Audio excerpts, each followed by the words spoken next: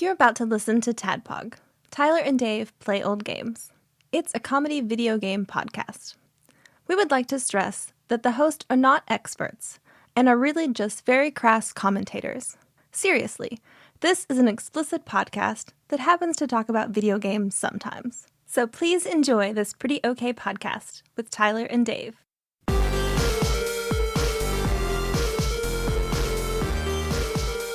Hello, Internet, and welcome to another headphoned and a guest host coming across the waves of the Internet. Ooh. Once again, TADPOG podcast. Tyler and Dave and Ian play old games. And this week, it's a double-decker. It's a doozy. It's a double doozy. It's double D in the cake, boys. Double deckers when you shit on the toilet backwards? Is that right? You straddle upper it? decker. That's an up. Oh, that's when you shit on top of the tank. Yeah. Double decker, I think, is when you're sitting in someone's lap on the toilet. I think you're and right. take a shit. Which way do you have to face? Do you face them? It's like it's like I would want to. I feel like you need to make eye contact. Sitting cowgirl. But yeah. I think you need to make eye contact. It's romantic if you're facing. It's platonic if you're back to front. It's definitely not kiss gay their shoulders. either way. It's not necessarily platonic. Well, if we were to do it, how would we sit? If all three of us were doing it, a triple decker, the rare but fun triple decker. It's weird that I never thought about this. Between me and Ian, who would you face and who would you have your back to? Well, I think that we can all face each other, right? Like a triple kiss kind of. Okay.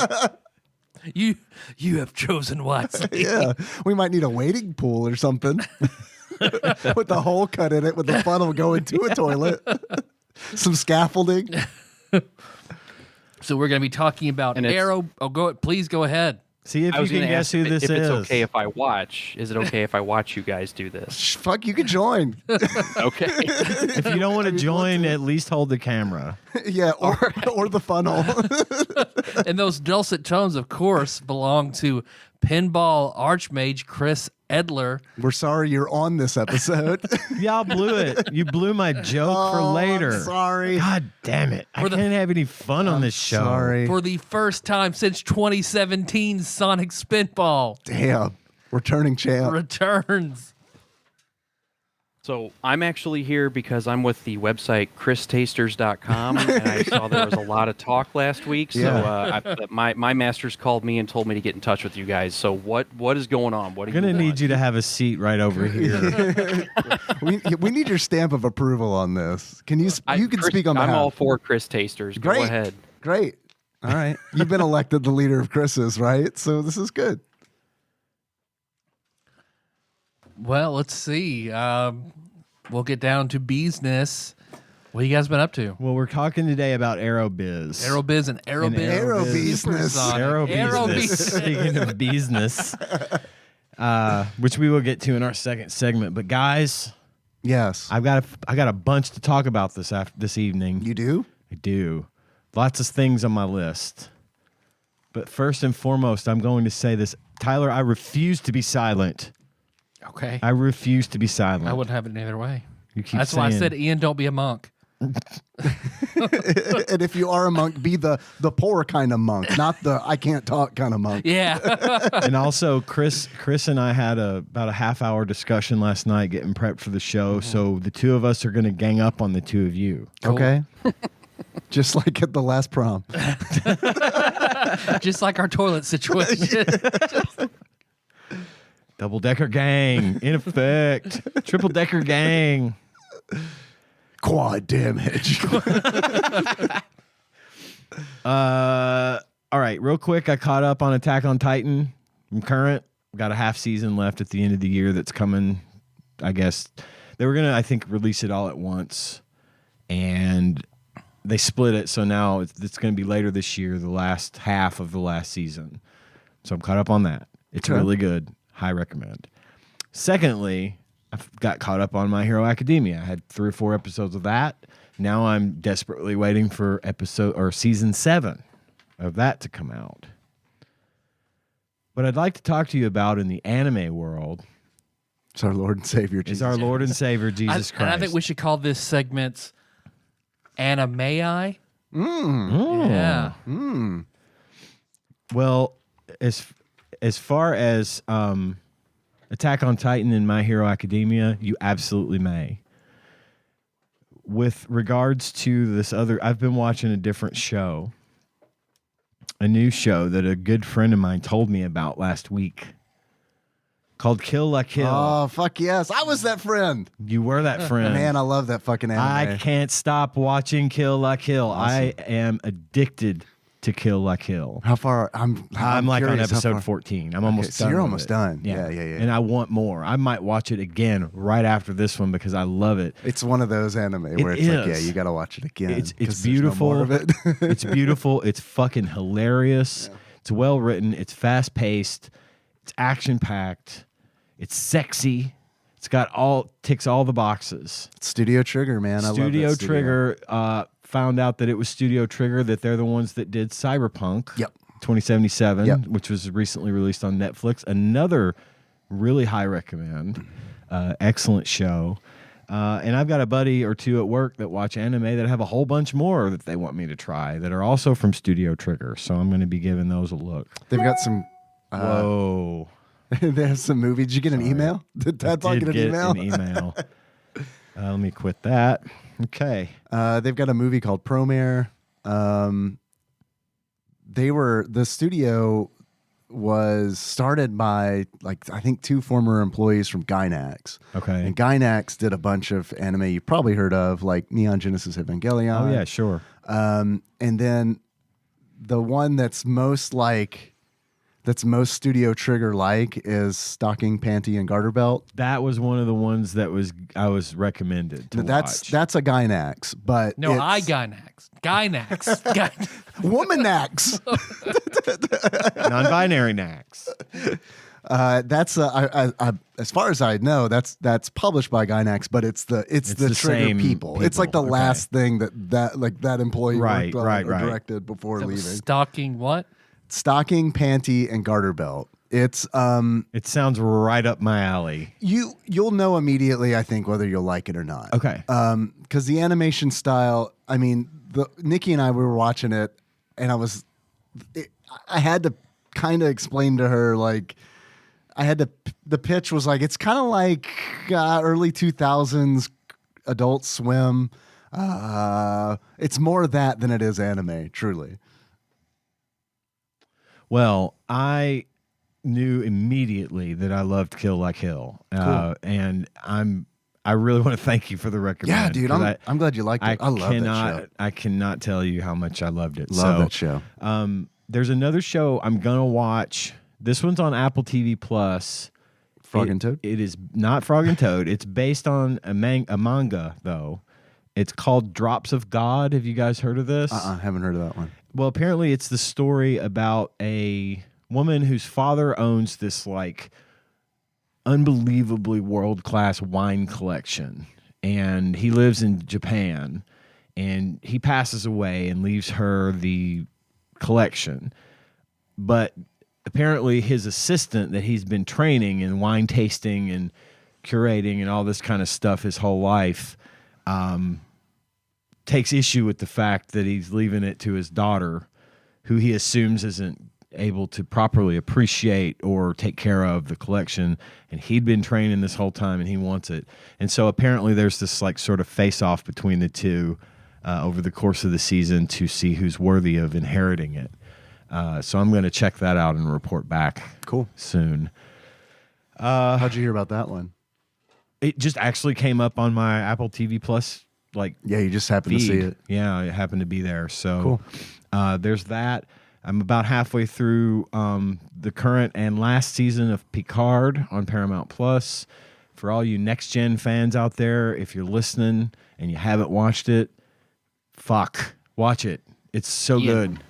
Ian, I was waiting to see if you were going to talk about this, because if it got around to me of what I've been watching, I was just going to turn it around to you. So you said you're halfway through? We're halfway through. This one's one I can't watch on my own. Tanya watches this with me. So finding the time for the two of us to be disinterested in whatever else is going on around us enough to watch the last half of it has been tough. But we got through episode 5, and there's 5 more to go, and holy crap, I am so into it. Yeah. I don't know how you felt about the first 2 seasons, but I was kind of like meh to meh plus on the first 2 seasons. But this 3rd season was pretty much what I wanted for a next gen show. Finally, same. And I think what happened was that Picard season 1 and 2 sort of rode in on the coattails of Discovery, which was a complete departure from what we're used to from Star Trek, and still a very good show. But they kind of took that same, I think, mentality with the first 2 seasons of Picard, and I liked them a lot. But this season is the one that I've been wanting. So I'm pumped. Yeah. I didn't hate Picard the first 2 seasons, but I don't really care about him getting sad because his mom is dead. Right. I watch Star Trek because I want to see ships do space stuff, and I do actually like Discovery too.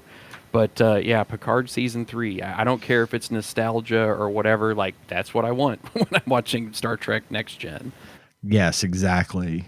And then to round out my sort of what I watched this week, going into the horror hole again. My only entry into the horror hole this week is Scream 6. Oh, Scream 6 is now on Paramount. I think it's Paramount Plus. But we watched it. I loved it. Really? I loved this movie. I thought I was going to hate it. Mm-hmm. I liked Scream 5. I won't say that I loved it, but I liked it. But this one was a bit of a departure. I mean, the formula stays about the same, but it takes place in New York City. New York City instead of Woodsboro. I waited for it. Thank for you. that I know. one. I can tell. I appreciate it. And it's a good entry into the genre, or into the franchise and into the genre. If you like Scream movies, if you're caught up, if you like them, watch it. If you're not caught up, you're not going to get it. Oh, so that sucks. I don't want to watch 3, 4, and 5. You have to have at least seen 5 to get 6, because it's basic. It's almost a direct continuation of 5. Okay. But 5 introduces new characters. It's what they refer to itself as a requel. Okay. So they're rebooting the franchise, essentially. There's old and new characters in there, and they kind of work through that. So multiverses. Good, definitely kind of a multi. What's multiverses? Oh yeah, that's a good question. That's not a thing, is it? No, it's not. What the fuck was that about? They just We're back to the prime timeline now. We've limited all others. So yeah, that's probably part of it. It's probably part of it. But I know we had Chris and I, when we were talking last night, we discussed the possibility. Chris, do you have some things to add to the horror hole this week? I'm not much of a horror person. Are you not? Okay. I have a dry horror hole. That's okay. Well, what else you been up to, man? Well, so my other thing I've been watching is XFL football. I mean, I know I just missed the football episode by like 2 weeks, but do you guys even know that the XFL exists again? I didn't know that it exists. I knew it used to. It's back?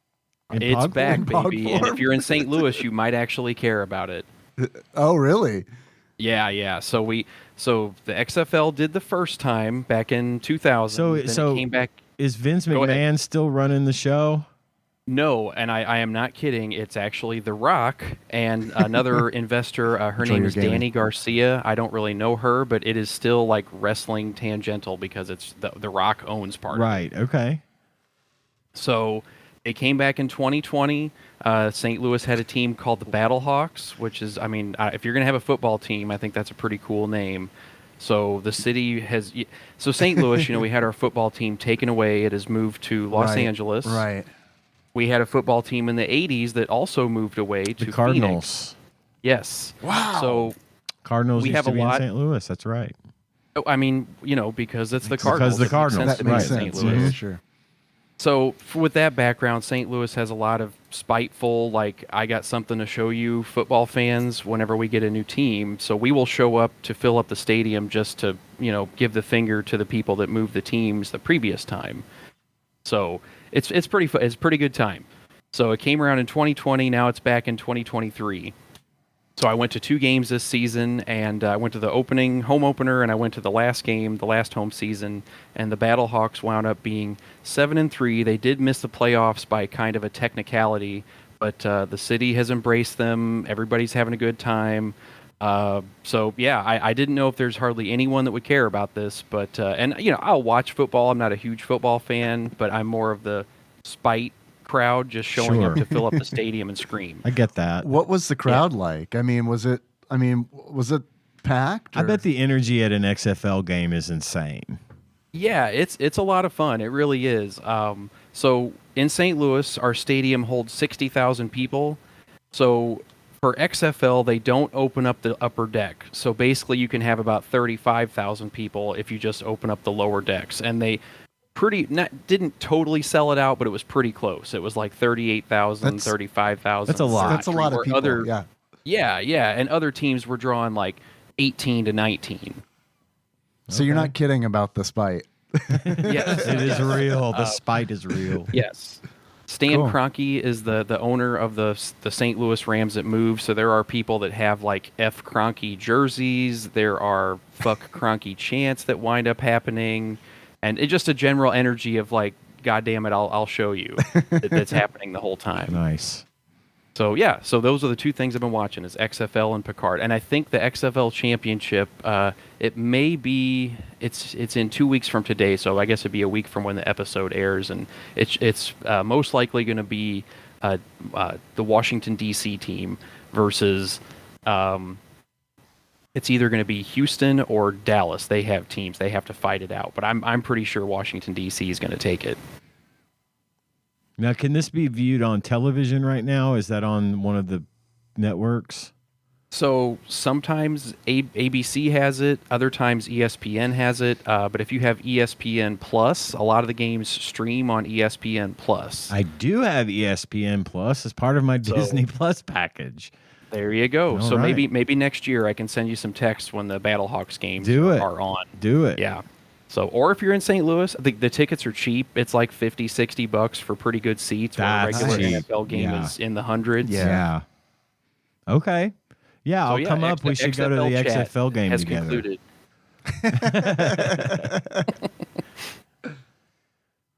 What about you, Dave? What's up with you, my man? I've been into a couple things, not a whole hell of a lot, but have you guys heard of the critically acclaimed MMORPG Final Fantasy 14? I've been playing some of that.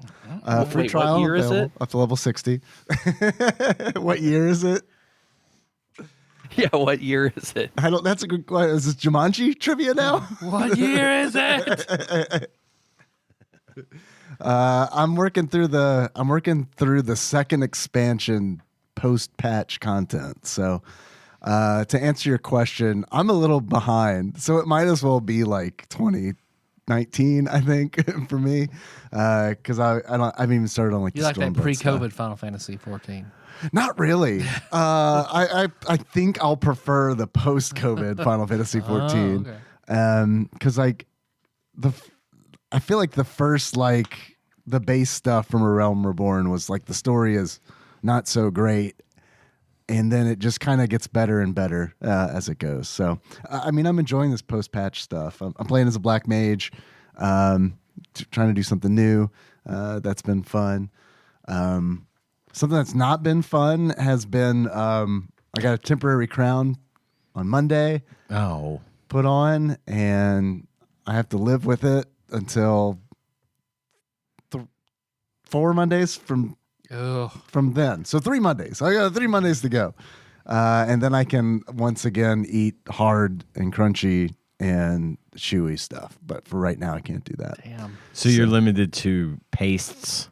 No, I mean, I was asking the lady like a bunch of questions. I was like, what about temperature? Can I eat like hot stuff? And she's like, yeah, you can eat hot stuff. And I was like, But no spicy stuff. I punched her in the face and flipped that expensive dentist chair, ran out.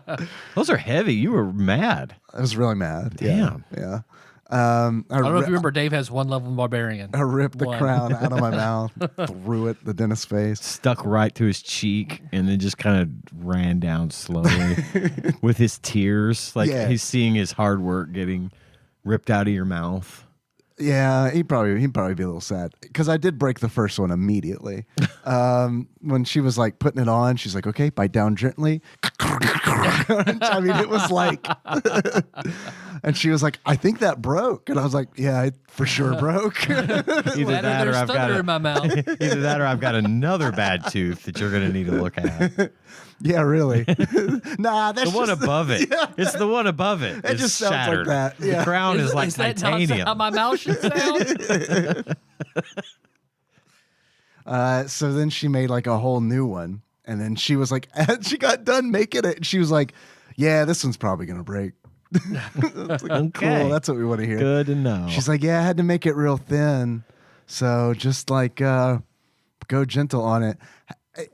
Has anybody here in this conversation had a temporary crown before? No, they just pull my fucking teeth. They don't try to fix my teeth. They pull them. Well, they gave me. I had the one on this side, and then my veneers I had temporary. Okay. For my front four were temporary. During my bachelor party, I had to be very, careful about what I could eat. Man, I can't even imagine on like one of the front teeth because I sucks. cheat. This is a back molar, far as back as you can get on top of my left side of my mouth. So I'm eating things I'm not supposed to. I'm just eating them on the right side of my mouth. Because like earlier today for lunch, I was like, I'm gonna have Doritos. Fuck it, and then like I just ate the Doritos on the right side of my mouth. I didn't want Doritos until they told me I couldn't have You get them. one of those X-ray No, I plates and want put them on one. the other side of your mouth. kind of always want Doritos, right? Yeah, or like some kind of like use an X-ray plate as a divider.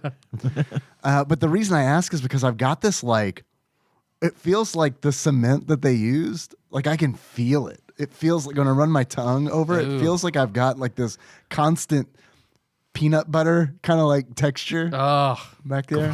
I've had a temporary crown, and I remember that. Yeah, that's like a rough texture. Okay, so it's not. I was worried. I was really bringing this up. I was asking you guys for advice. Like, should I call the dentist? Is it supposed to be like this? And I'm like constantly concerned that I've broken it or like fell off in my sleep and I swallowed it and I don't know. Yeah. I know we haven't talked for 5 years, but it's okay. Trust me, this crown is fine. I trust you. I do. I trust. I told him I did this when I sat down. I was like, I'm going to talk to Chris Edler about this when this is over. See, he gives us money every month, so he stays in touch financially. It's like he's like grandma sending that $100 bill or $10 bill, and that's the every best year. way to maintain communications. I thought that was part of being an executive producer. Is I get the what is the prima nocta? I can just be on any episode I want. No, I don't think that's what that means at all. But you can. I mean, anytime you want to be on, just come on. You could be our fourth host, our remote host. Prima nocta like costs way more than this. You can prima nocta. Yeah. You can prima nocta my third wife. That's fine. At that point, I won't care. And then I watched Joe Dirt with a good friend of mine, Ian. Probably don't know him. On Friday, and that was fun. We had a really good time hanging out. We'll talk about we're gonna have a special Patreon episode coming soon to a donors only feed near you. We'll be recording that Saturday with another surprise guest for that Patreon. So stay tuned, and if you want to hear it. You can't unless you give us money like good old Chris Edler here. I think we should say that the Joe Dirt bonus episode is in fact sponsored by Chris Edler. I think we should. It is now. As long as we remember, it will be. Tyler, I need to beat know. Final Fantasy Tactics, the War of the Lions mod 2.5 Nice. the other day. What do you think of the mod? Loved it. It is, if you're going to play Final Fantasy Tactics, that's the definitive way to do it. 100%. The version that War of the Lions won over vanilla. And the mod 2.5, but the version that allows you to accept random battles or not. Ah, okay. So I didn't use that version, and I wish I had. But that version exists. So you played the version that you have to do the random battles. Yeah, so Okay. which just ended up me resetting it whenever I got a random battle. Okay. So it would have been the same difference. Sure. Just a better quality of life. Yeah, I had done the saved you a right little bit. version. Yeah, sure. But the start of the game is easier, into the game is harder. So there were several battles so before, I remember the battle against WeGraph, like the one with Ramza 1-on-1 was difficult and not maybe I don't know. But the battle against the Zodiac form of him was much harder than this one. I struggled with several of the Zodiac battles in ways I never have before. A lot of different battles, especially the end was a joke before, but now they've made it where it's actually challenging. So it's way better. Do they take the grinding into effect? Like, I mean, I guess here's my real question. They scale with you now. So you can go through it without. Yep, you can grind all you want, and bosses will scale. Man, that's great. Yep, I do like that a lot. And their movesets are different, so they will summon new things. They have different abilities. Like I remember before, I think you would just silence WeGraph again, the goat-headed Ares WeGraph. Yeah, you could just silence him, and then easy peasy. Well, I did that this time because he was doing super powerful summon, like way more powerful than he had before. So I silenced him, and then he's hit me with huge mountains of status effects. So the simple stuff is gone. So and then they have better moves, more hit points, like way better, more balance. Weapons are better balanced. So Knight Swords aren't the end all be all. You can't double wield. They're all two-handed now. So you can't double wield the in-game Knight Swords. So that's better balance. Mm-hmm.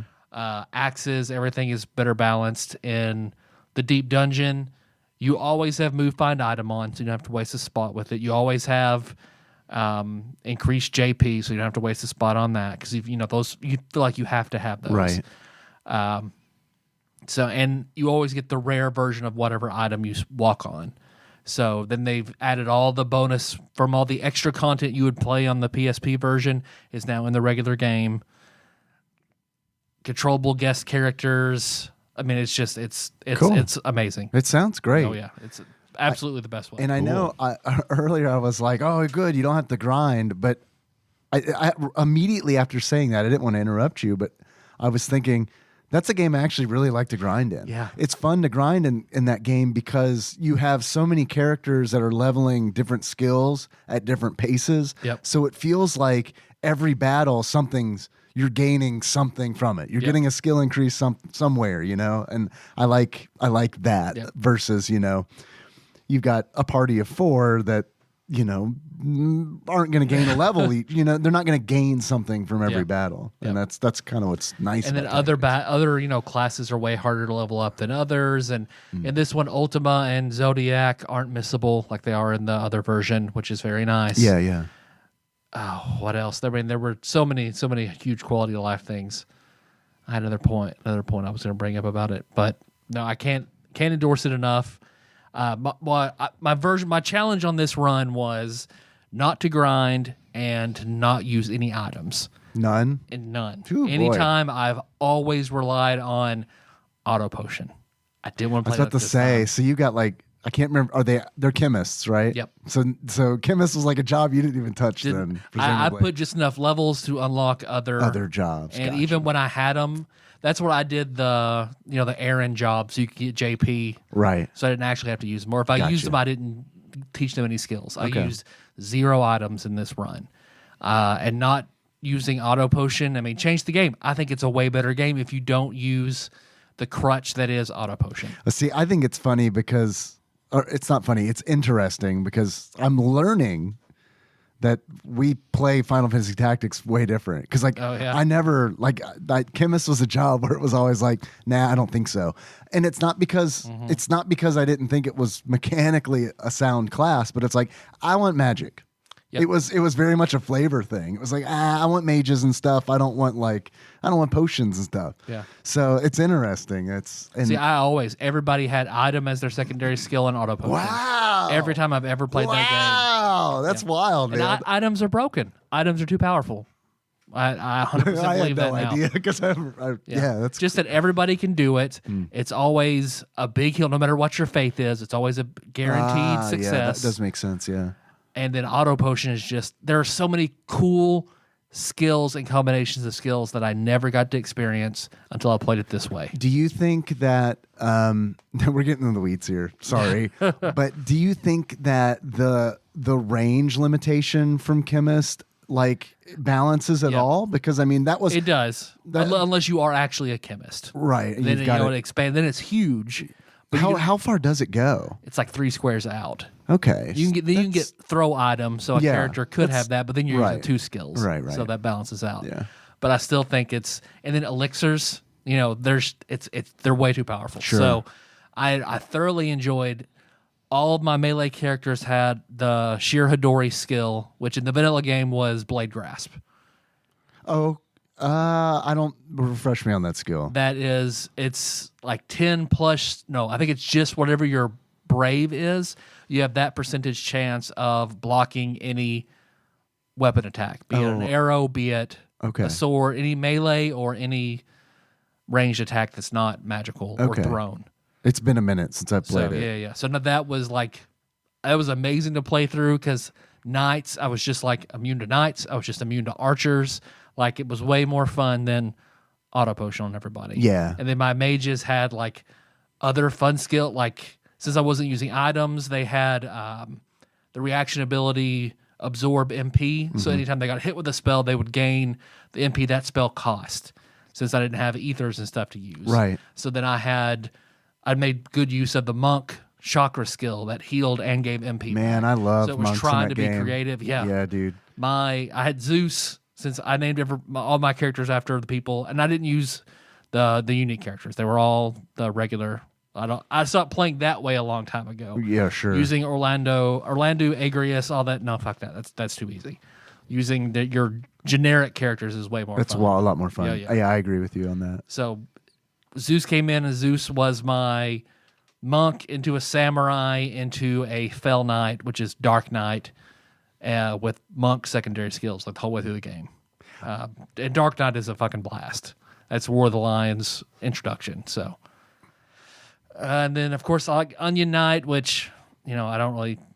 Onion Knight's a time investment. It's the most powerful class, but it's a time investment because you have to master all the classes, right? Yeah, and that's the more powerful it is, and they have the most powerful equipment and all that. And that's grinding for sure. Yeah, like I that's ended up off the having table, to grind right? a little bit in order to get some classes because the game was way more difficult than before. Mm-hmm. So I did have to break that rule and grind minimally. Mm-hmm. But I made it all the way through with no items, so being able to have to cast raise several times, like my mage that had white magic would die. Then I'd lose the battle, so that was way more challenging, and then the mod was way more challenging. So I highly recommend play through Final Fantasy Tactics War of the Lions mod 2.5, no items, and you can get the mod from romhacking.net, right? Yep. Cool. So I know you were streaming that. Now that you're done with that, do you know what you're going to do next? Mario, I've never beaten Mario 1. So I'm going to play through, just see if I can be able to play through and beat all the Mario 1, 2, 3, and World. Are you going to play, are you doing Warpless? Or are you doing... I think I'll do Warpless initially, Yeah, cool. Because I've played through 3 straight. I've played through World straight. I've never played 1 and 2 straight. I've beaten 2, but not straight. Yeah, with the warps. And I've never beaten 1 all the way through or Warpless. I don't think I've ever played all the way through 1 either. Yeah, I need to. I think that's a fun one to play through because that's one where, as a kid, I didn't beat Mario 1 as a kid. It was like probably in my 20s. I finally beat Bowser. I could get to 8-4 as a kid and be like, I don't know, and I'd die all the Just time, trying to figure out the warps, the pipes to go through. Right, yeah, the sequence and all that, the maze at the end. And then a couple times I might have gotten to Bowser, but like totally choked. And but, you know what I mean? And like, Jesus Christ, I'm here. I have one life. And it's like, but then like later on, well, as a kid, I would always get there by using the warps, right? Yeah. But then later on, like probably in my 20s, I played through the whole thing, and it's like, man, this game is. I mean, I loved it as a kid, but like even playing it then was like, it's like a really good video game. Yeah, I just want to be able to play. I'm going to play it long enough that I can do a straight playthrough of 1, 2, 3, and World on All Stars, and then I'll find a different game. Yeah, but I think that would be a fun thing to just sit down and knock all those out. Yeah, totally. So Cool. then I might do Hollow Knight. I'm kind of feeling Hollow Knight again. Again? So yeah, I think that'd be fun to stream. What about the sequels? The sequel's supposed to be coming out? Forever. Oh, okay. Yeah. Silk Song has been like supposed to be out fucking forever ago. Okay. You see, I've seen amazing trailers, Yeah. but yeah, it's still, we'll see. We'll see when that happens. Okay. Oh, cool. You guys want to do a draft? We can. Chris, you want to do a draft? Sure. I think as he exists on the astral plane, we should let Chris go first. Well, what are we drafting? All right. Yeah, what are we drafting? I have my master list of ideas. Can we do movie theater snacks this week? Okay. That was I picked that one last week, or I came up with it after the show last week. And I think that's what I'd like to That was do. on the list. Sounds good to me. You good? And, Yeah. and I get to go first, huh? Yes, sir.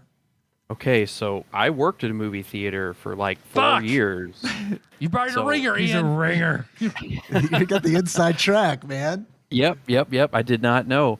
So, I mean, I got to take popcorn, but I have to take popcorn as soon as it is cooked and soaked in oil, because that's how we would eat it as employees. We would get it before it even hit the bottom of the tray and get the nice, greasy, oily popcorn. That's a good pick. I mean, that's my pick. That was my pick for sure. I'm hoping. I don't know what the order is after Chris, but I've got one. Maybe you guys let me slide. Let's see. 1 and 2, Dave. 3 and 4, Ian. 5 and 6, me. Sure. Dave. All right. So popcorn, but no butter.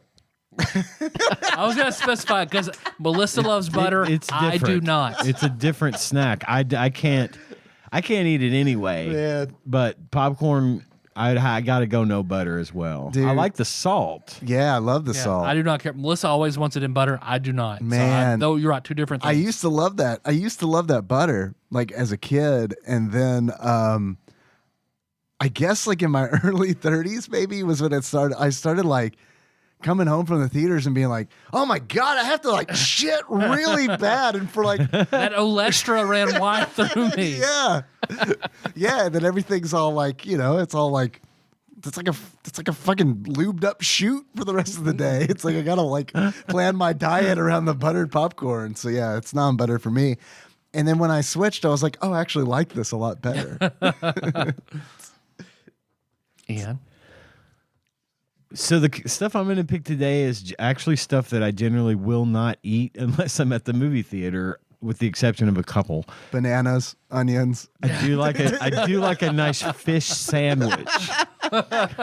Microwave. I had to clean up so many of those off the floor when I worked at the theater. It was disgusting. Oh, good. So I'm not the only one who likes a nice fish sandwich.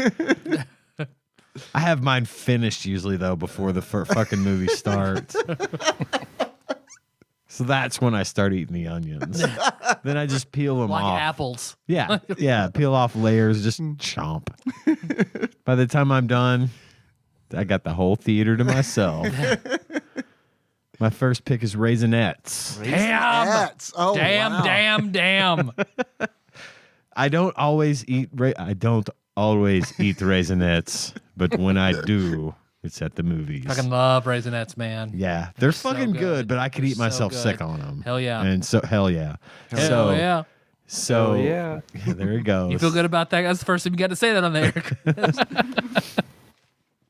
But yeah, and I love the way that movie theater, that candy comes in generally in boxes in movie theater, and I know why. It's crinkly wrappers make too much noise, so they want you to have a nice soft. You can go to Five Box. Below though and buy those boxes. Yes, you can. Yeah. Kroger has a bunch of movie theater candy on sale right Oh, do now they? too, so I'm gonna have to go get some. But that's my pick, Raisinets. Sorry, Tyler. Not sorry. I don't like it when they put the plastic bag inside the box, and I don't know if they do that they probably don't do that at movie theaters. But like if you go to Kroger or something and like buy a box that kind of looks like it's like a movie theater, they always have the plastic bag Inside. In it. Yeah. Yeah, I think the idea being that you get those out, get that Right. off before the movie starts, Right. and then you're just. But people don't know how to close their mouths when they chew anyway. I sure as hell so it doesn't really matter how much noise you make. Someone is always going to be noisier. So my favorite movie snack is a combination of two of the movie snacks, one of which has already been taken. So I will choose the other half of my snack. One is non-buttered popcorn smashed together with the Junior Mint. Okay. Oh, Yeah. I haven't. Love that. How do you do that? Put them both in your mouth at the same time and eat them. Oh, you eat them. Just eat them at the same time. But yeah, I find it the crunch and the mint and I love it. I think it's fucking great. So I will pick number one as Junior Mints. Interesting. So, Chris, I have a question. Yes, yes. When you were working at the movie theater, did you ever fall asleep in the projection room and then wake up to find that everyone in the world was dead but you and several other people that were in steel rooms protected from a rogue comet? That had not I'm still here, so that did not happen. We would start the movies and then go off and do other work. So there was not an actual projectionist that would sit and watch the whole movie. So you kind of get the film already, start the movie, and then like check your schedule. You might have another one you got to go start in the next 5 minutes. So there was no time for rapture or any of that kind of bullshit. Did you have sex in the projection room? I mean, when I was in high school, I wouldn't have been having sex anyway. So Did you jerk off in the projection room? Yeah, exactly. Thought about it. Frequently. I was referring to Night of the Comet. For anyone who doesn't know that classic movie from the 80s, you should watch it. It's a great horror film, Night of the Comet. This is a total aside, but I told you my horror hole was dry. I didn't expect anyone to understand that reference. I sure still didn't get it. If you get the chance, I recommend Night of the Comet. Go ahead, Dave. Was The Fog the movie that was on, what's the name of the Joe Bob Briggs? No, it wasn't The Fog. Neither one of Tanya's picks for Joe Bob Briggs was correct. Joe Bob Briggs. Okay. They fucked around and they found out. Well, they fucked around with the sets. They were trying something new, and everybody got mad. Like a lot of fans got really pissed. Oh fuck! And also, it is still possible that they will be showing The Fog this Friday on Joe Bob Briggs because Walpurgisnacht is May 1st, which is Monday, I think. So there's still time, but that was not the movie. Dave came over Friday. Tanya was about to watch Joe Bob Briggs, and she had predicted two movies that would come on. And they sound like never tell sound you predictions to me. Yeah, they were definitely sound predictions. They never tell you what they are ahead of time, and she turned out to be wrong. But there's still hope. There's still hope. The predictions were so good that it was like, you should do programming for this channel. She needs to work for Shudder. Like everything. If anyone that listens to this show thinks I know shit about horror movies, I got everything I know from her, and she still manages to surprise me because she thinks about it a lot more than I do. So yeah, Shudder, if you're listening, call Tanya. She must have worked for you, I think. Particularly Joe Bob. She would love I think it would be cool to work on Joe Bob's show, but you can reach her at 270-883-2555. We'll be sure and get that message. Eventually. Right? Oh, man. They called. They offered her a job, but it was 5 years ago. Chris, you're up. Your second pick. Are you pondering or did we lose you? Chris? Oh, yes, sorry, I'm muted. I'm unmuted. I'm going to say Mr. Pibb because I can remember. Taking the drink angle. Good job. We had a soda selection, and I remember it was an event when Mr. Pibb showed up at the theater. They had signage with the "Put it in your head" with the cartoon guy. Yeah. I thought you meant like Mr. Pibb, the guy. Mr. Actual Pibb showed up. Never met him. Never met him. Sponsor, please. They call me Mr. Pibb. I think that's completely gone now. But yeah, when I think of the theater, like Mr. Pibb comes into my head, and that's a desire that will never be fulfilled again. You can still get Mr. Pibb here, just not at the movie theater. I don't think. Okay, sneak it in. But you can bring your own. I mean, we do not encourage that. Yes, we do. Bring your own shit. Yeah. Of course. Dave? I can't remember what movie it was that we went to see. I think it was the third Christopher Nolan Batman movie, but I remember seeing that opening weekend, and like they show all the trailers, and then the lights dim down for the movie to start, and then it was just No, you just can't. It's like, I mean, it was like surround sound of like Cokes opening. Is this viral marketing? I want a Coke now. I've got my giant fucking like $14 Coke, and I'm like, you motherfuckers, why didn't you tell me we were doing this? I didn't know you just did this in the open anymore. My second pick's gonna be, I gotta go nachos. Nachos. I don't everything after unbuttered popcorn I never actually get at the movie theater, but I like, because I get the popcorn, that's what I want. But I look at the menu and I'm like, oh yeah, I like nachos, but I'm gonna get this popcorn, so I'm not gonna get the nachos. That's the better. I think that's the much better investment. Nacho. I don't want to eat nachos. The kids have to have nachos. They have to have do nachos. they? So I always, anytime I go to the movies, I'm buying at least 2 things of nachos. Yeah. I don't want to eat nachos in the dark. It's kind of like part of it. It's you know a little what I mean? dangerous. The cheese is hot and it's a crunchy bag.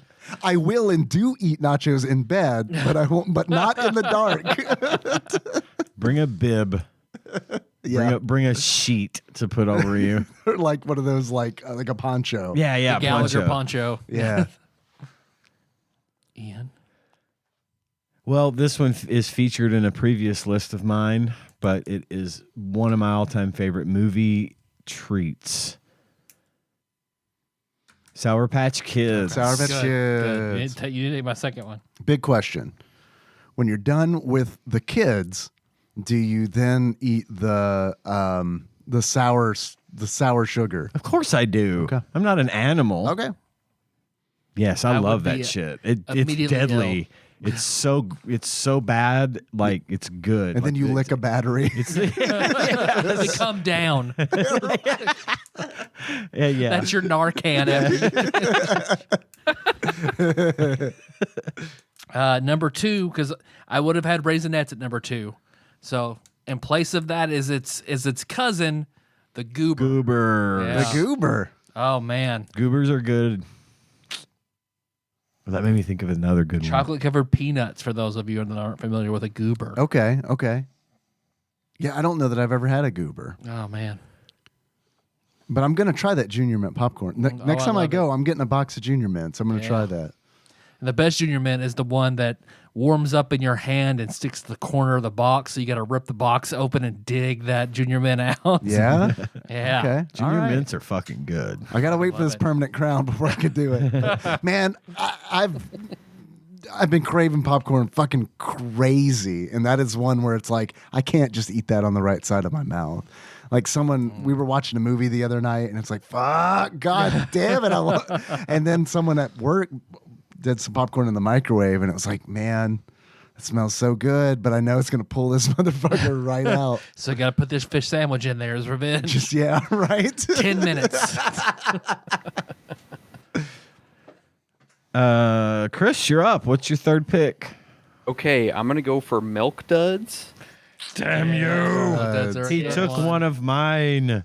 One of my honorable Something else. mentions now gets moved into Something fourth. else Dave cannot eat with the temporary crown. Yeah, for sure. That'll pull your real teeth out, so much less a crown. Yeah. When I went to get my root canal, I don't know if I told you guys this or not, but like the root canalist, Canalist. yeah, sorry, The root canalist. he was like, "Man, your roots are like long." I have that problem. Thank you. Thick. They're thick. Got them thick. They're roots. uncircumcised. He was like, "It's a good thing you didn't have this pulled because like they might have had some trouble." That's why the dentist had so much trouble pulling that fucking last tooth out, because my roots are also very long. They're way up there. And yeah, he really had to fucking pull on that sumbitch. He was throwing numbers out there like he was like it was like a bass fishing tournament or something. It was like he's got like a 22 millimeter. Get a picture of this one. With a hook in your mouth, holding your lips back to show. I've seen that movie. Stands with your X-ray, like for a Yeah. picture. It's my go. It's your go. I'm gonna choose a cherry icy. Yummy. I'm going with the cherry icy. It's good shit. Very good one. Ian. My third pick. This is something I rarely ever eat outside of the movie theater. Twizzlers, red ones, red Twizzlers. I love them. You could have waited till 5 to get that from me. Like, it's like just artificially colored wax. Yeah, no, they're one of a few things terrible. I cannot stand. They're terrible, but I don't know what it is about it. I guess it's just they're easy to like sort of munch on throughout the course of a movie. Do you like red vines? Nope. Because Don't like I red do vines. feel like I feel like it's one or the other. I like the waxier, the Yeah. Twizzlers. They're more chewy. Yeah, they definitely are. But no, don't care for. I don't like it when my teeth can sink right through it. You know what I mean? Just like kind of. I need it to fight back. You got thick roots. You got to use them. That's right. Yeah. Can't let that talent go to waste. The alternate title of this episode should be where Dave humble brags about his long tooth roots. Oh, that wasn't a humble brag. I want everybody to know that I'm fucking proud of these goddamn It roots. says it says so on it. You guys I can't can feel see them at the this. bottom of my jaw. Yeah, You guys can't see this, but his fucking shirt says, "I got root. roots. I am root." My number 3 would be the sister to the cherry icy, the Coke icy. Dude, Coke Ices are my fucking jam. Kmart, baby. Used to go to Kmart all the time. Anytime we would go to Kmart, I would beg my mother to let me get a Coke Icy because it was about the only place you could get them. Oh, I wanted those Minute Mart slush puppies. Man, slush puppies are superior to icy, but I don't think I've never seen one at a movie. I've never theater. seen one in a movie theater. No, Yeah, I disagree. I think Ices are the S tier frozen drink. I love an icy. I love an icy until it's halfway. Yeah, And then it's then like it gets dicey, watered you know. down Coke. Or then you gotta like well shit, I drained this hole. I gotta like make another, and then you gotta like stir it up like a witch. Yeah, A little cauldron, a little, Right, yeah. But a slush puppy's just straight up like, yeah, it got a little ice in Yeah, there. slushies definitely stays consistent longer. Yeah. because it's not that packed down sort of thing. Yeah. Chris. Okay, I'm gonna go for Mike and Ike's. Mike and Ike's. Fun fact. I don't know if you Go ahead. combine those with the popcorn and you kind of get like the taste of Fruit Loops. I always enjoyed that. Shit, I'm gonna spend a fortune once I get this permanent crown on. Go to the movie theater, get popcorn, Junior Mints, Mike and Ike. I'll bring the candy. I guess. Cousin to the Mike and Ike, not on my list. The hot tamale. Tamales. Love those. Oh yeah. two. I prefer those to Mike and Ike. Playful 8, my first band, the Playful 8, had a song called Mike and Ike about the candy, Mike and Ike's. So, just fun fact for that. Do you have a preference, Mike over Ike, or No, I'm equal opportunity, Mike and Ike. is Ike a reference to Eisenhower? It might. I'm sure there's some. And Mike a reference to Pence. Let me look, I like a good Pence and Eisenhower. I'm looking it up.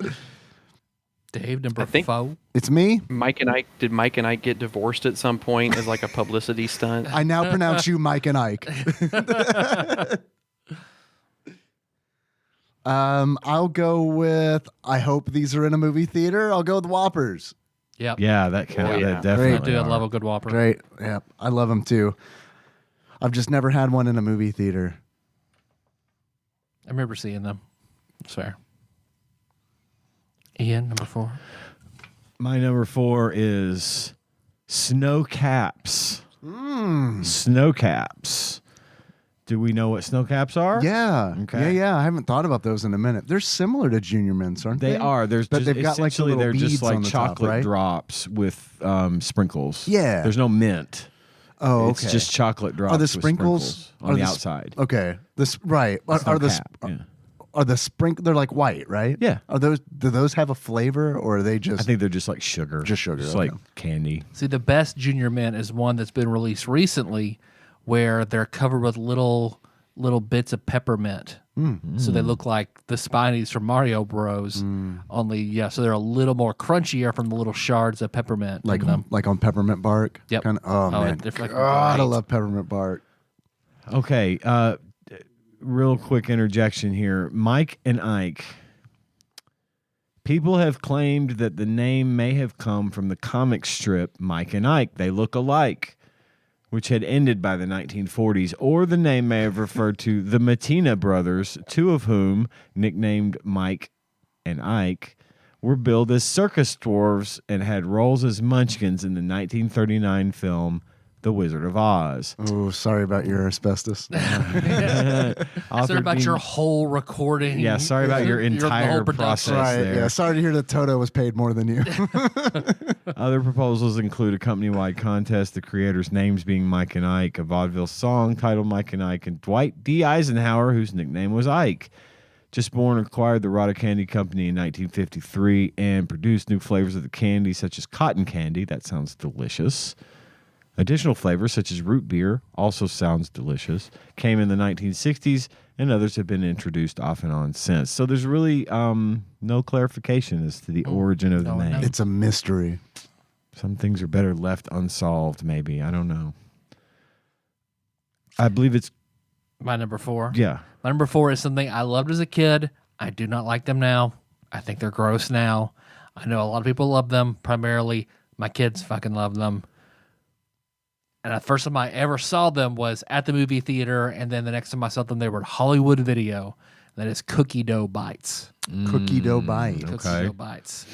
I'm not familiar with them. Do not like them. Never been much of a cookie dough fan. First time I ever saw anyway. was at our movie theater. What is it like an eggless cookie dough? It's or? just, it's cookie, like some kind of cookie dough simulacrum covered in chocolate.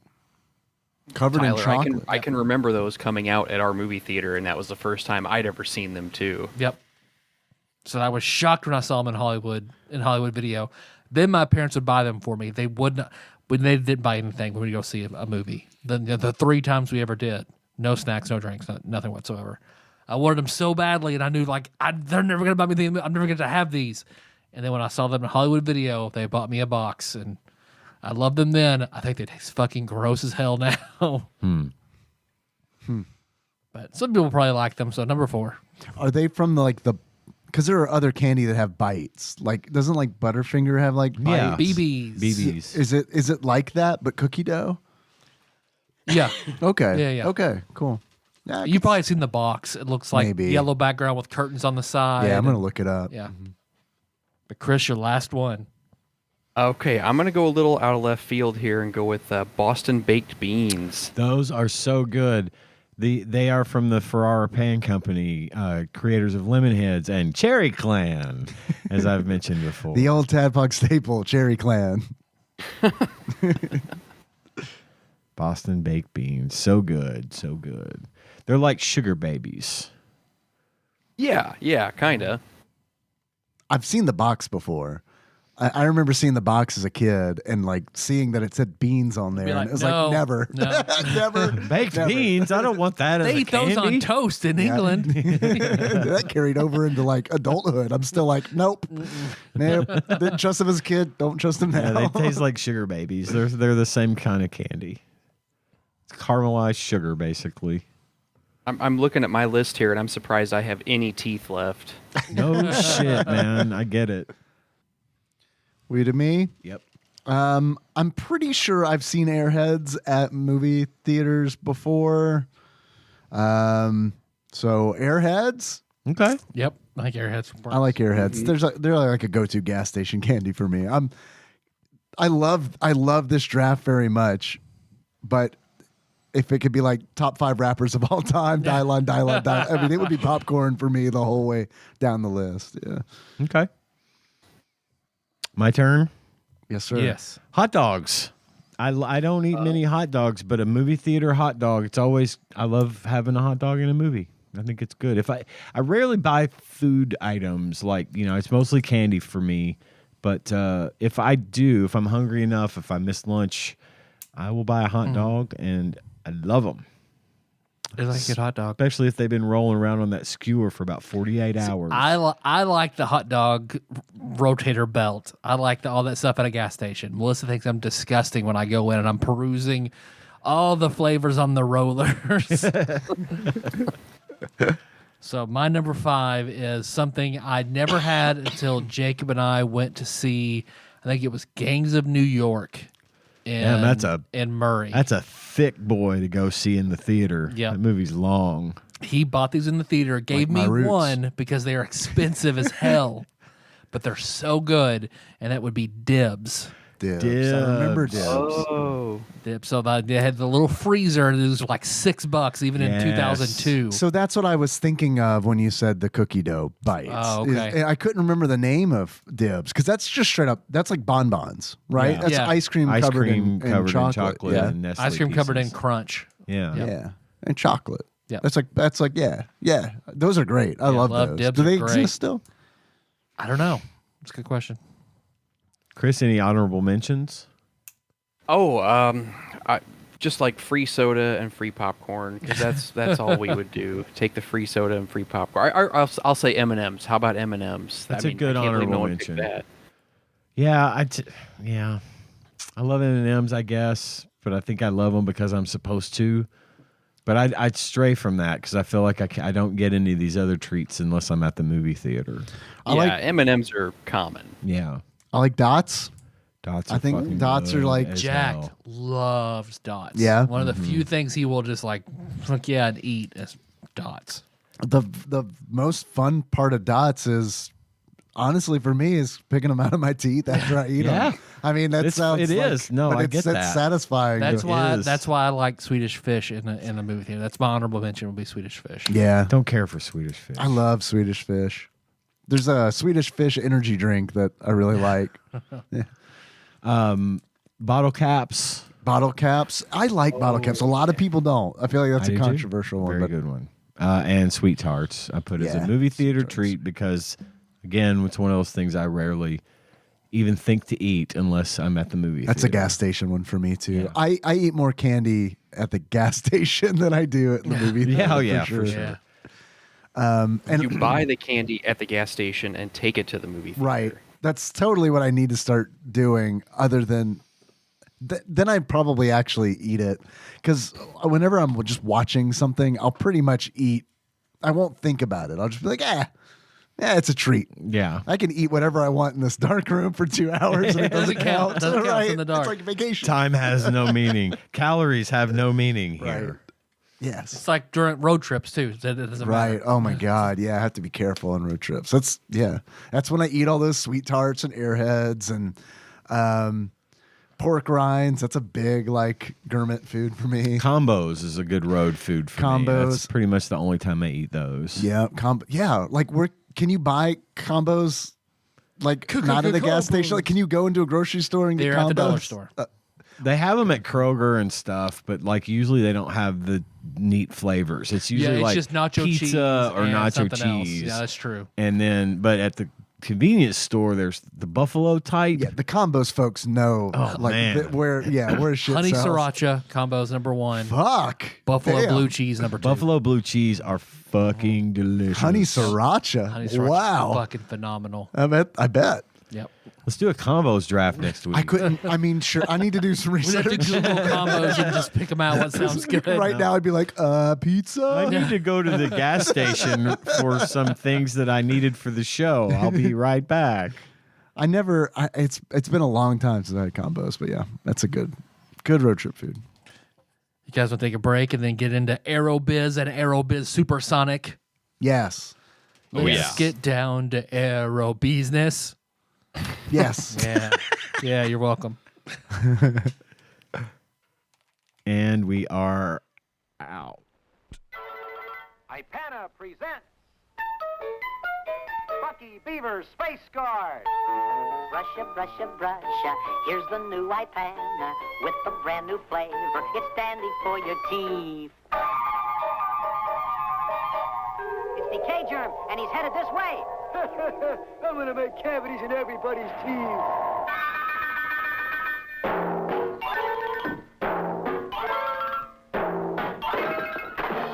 Now, Beaver, I'm gonna blast holes in your teeth. Ipana!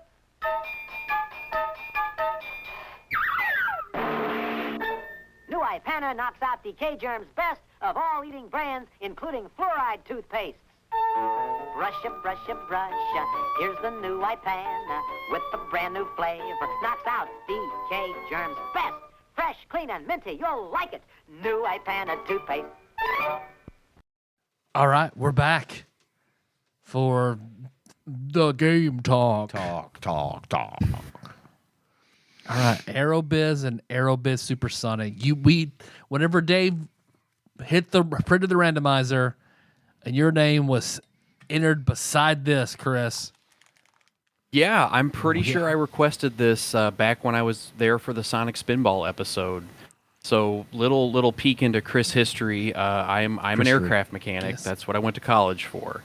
So I went to SIU Carbondale, and after I graduated, I went up to Chicago and I worked for 3 different airlines in 4 years. I started August 27th, 2001. So 2 weeks after I started my career, September 11th happened and kind of put a little shake up on my plans. Damn. Yeah. So I worked at Midway Airport for about 1.5 years, and then I worked at O'Hare Airport for about 3 years after that. I've been to O'Hare. Me too. Most everyone has, right? Right, it's a big hub. So It's because of this game, right? Yeah. I'm legitimately curious. How did, like, I know how September 11th affected a bunch of people. I don't want to make this dark or anything, but Oh no, listen. I've got all manner of September 11th shit to bring up during this part of the show. Okay. I am not even kidding. Okay. So, But- it is what it is. But I'm curious, how that did affect you, Chris. I mean, I know it changed things, but in what way? Because I don't really understand I don't understand airports or how they work, and that's apparent by this. How much time do you have? I know it's getting late, but I think a good 6-hour episode would be refreshing. Let's Yeah, that's turn this fine, into a that's fine. 9/11 episode. Tooth Roots and 9/11 Talk, episode 713. Chris shows up for 9/11 talk. Oh my lord. Well, okay. So I'm going to try to do this as quick as I can.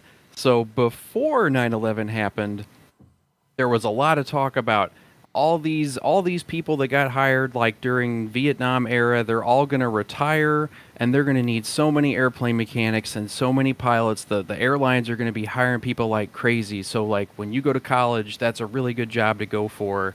So there was kind of a lot of us that were there were a few airlines that were paying really well, and it was kind of okay, this is your goal, go start now.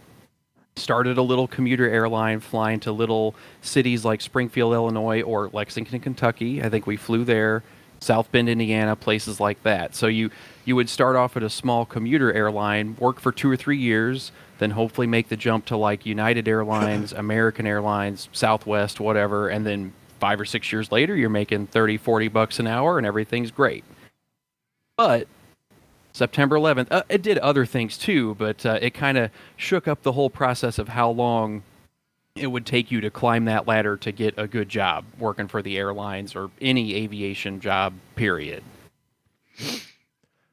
I don't know how that translates to. I mean, you'd think the demand would go up for, Or they all good stick around mechanics just and because they good felt like it's our security duty to stick personnel. around, or From what I saw, firsthand experience, the airlines really started cutting back and laying people off. It's kind of like what just happened with COVID a few years ago. Well, I was going to say, is this because of the financial problems of people suddenly not wanting to fly because they're scared or they're afraid they're Yes. like they did with 2020 with COVID and things like that? Yeah, COVID was a much bigger version of this and a longer time, but September 11th kind of threw a year-long wrench into the whole process. So during the 3 or 4 years after September 11th, United Airlines declared bankruptcy, American Airlines declared bankruptcy, a few other large airlines merged. So every time that would happen, some of the experienced mechanics from the big airlines would get laid off, and they would trickle down to those smaller airlines, the commuter airlines. So then when the commuter airlines are filled up with these experienced people, then the dudes straight out of college like myself didn't have a place to go. Right. So I did manage to stay employed in the years between 01 and 05 at airlines, but I was always one step ahead of being laid off. a couple of the airlines. So I work for 3 airlines. One of them is still in business. The other 2 are long gone. I don't think that's my fault, but that's my record. That's not what they said. Yeah, we have a letter here I'd like to read. No, it's just, We have 2 more special guests. They finally found me. It's been 20 years. Long story short, I caused 9/11. I'm sorry. they were supposed to bounce off. George Oh, my Bush gave me Lord. a lot of money. I didn't know that jet fuel would go right through steel beams. It's crazy what I was responsible for without even realizing it. I hated Pete Davidson's dad. God. Oh my So- Lord. Wait till we get to the achievements. I have a 9/11 achievement. I do Talk to them too. back. I do too. All right. Oh God, All right. I hope High they're the five. same, and we Virtual high definitely five. did not collab on. You guys would be twins. I was gonna ask something about that too, and now it's slipped my mind already. Oh, so with regards to Aerobiz and Aerobiz Supersonic, so this Dave, remind me, when did this game come out? This was an early game. This came out in 1992 for in Japan. The original did. And then it had a 93 release, I believe, in North America. And then the sequel, Supersonic, came out in 94. So, Chris, my question for you on that is, did this game play a part in your desire to become involved in working for airlines, or was this after the fact, after you had already kind of been in there and you found this later? How did that work? Yeah, so this was actually an after the fact thing. I when I was in high school, about my junior year, I kind of started drifting towards wanting to become a pilot. I took a free flight in St. Louis. They were giving away free flights in a small plane. I wasn't quite sure what I wanted to do. I took that flight and it was like, wow, like this is really cool. Like people do this for a job. Why wouldn't everybody do this? You know, I'd be stupid not to. So I kind of drifted myself towards the aviation in general. Then I went down to SIU Carbondale and I started my pilot classes and I did about 80 hours. I do have my private pilot's license, but during my classes I discovered that I would get airsick, which a bad thing to happen. Right, when trying you're to be a driving the plane. Right. Yes. So I had flown on plenty of airlines as a teenager, flying to Florida, California, but it's a whole different thing when you're actually flying the plane and having to like look down and read a map and look at the instruments and look outside. You just And learned to it throw up with your eyes really open. did a number. I'm sorry? You just learned to throw up with your eyes open. Yeah, exactly. That there was one time where I was with my flight instructor and I did actually get sick. And that was kind of like, okay, pilot, not the job for me.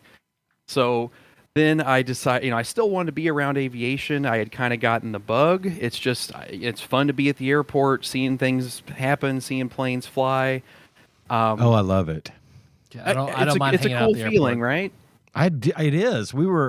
Whenever we were in Louisville for the Arcade Expo, John and I were at this bar, or it was actually a different type of bar where girls take their clothes Oh, off. I thought you were taking your exams. Yeah, I was taking the bar exam. Then we went to a bar. We did that for fun. John and I decided to go take the bar exam. Hey, you think we could be At the lawyers? Arcade Expo. So they have the home console room, and then they have the bar exam Right. room. Let's go to Indiana, see if we can pass the bar. Walk-in bar exams. Yeah.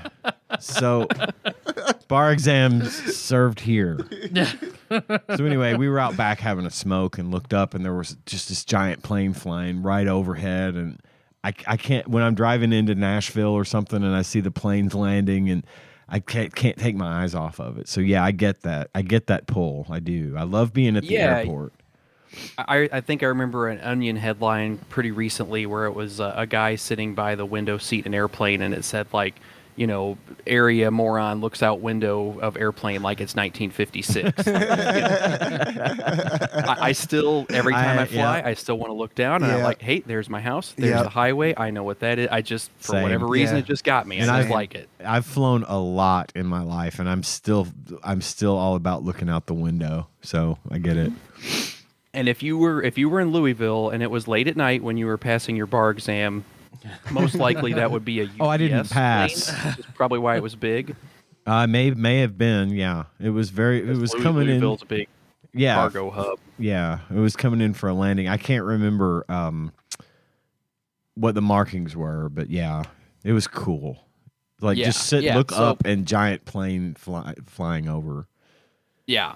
So like I said, I just kind of sort of drifted into it. And I guess I can back up a little bit and just say, I grew up in St. Louis, and for a long time, McDonnell Douglas Aircraft was based in St. Louis. So we built lots of fighter jets in St. Louis.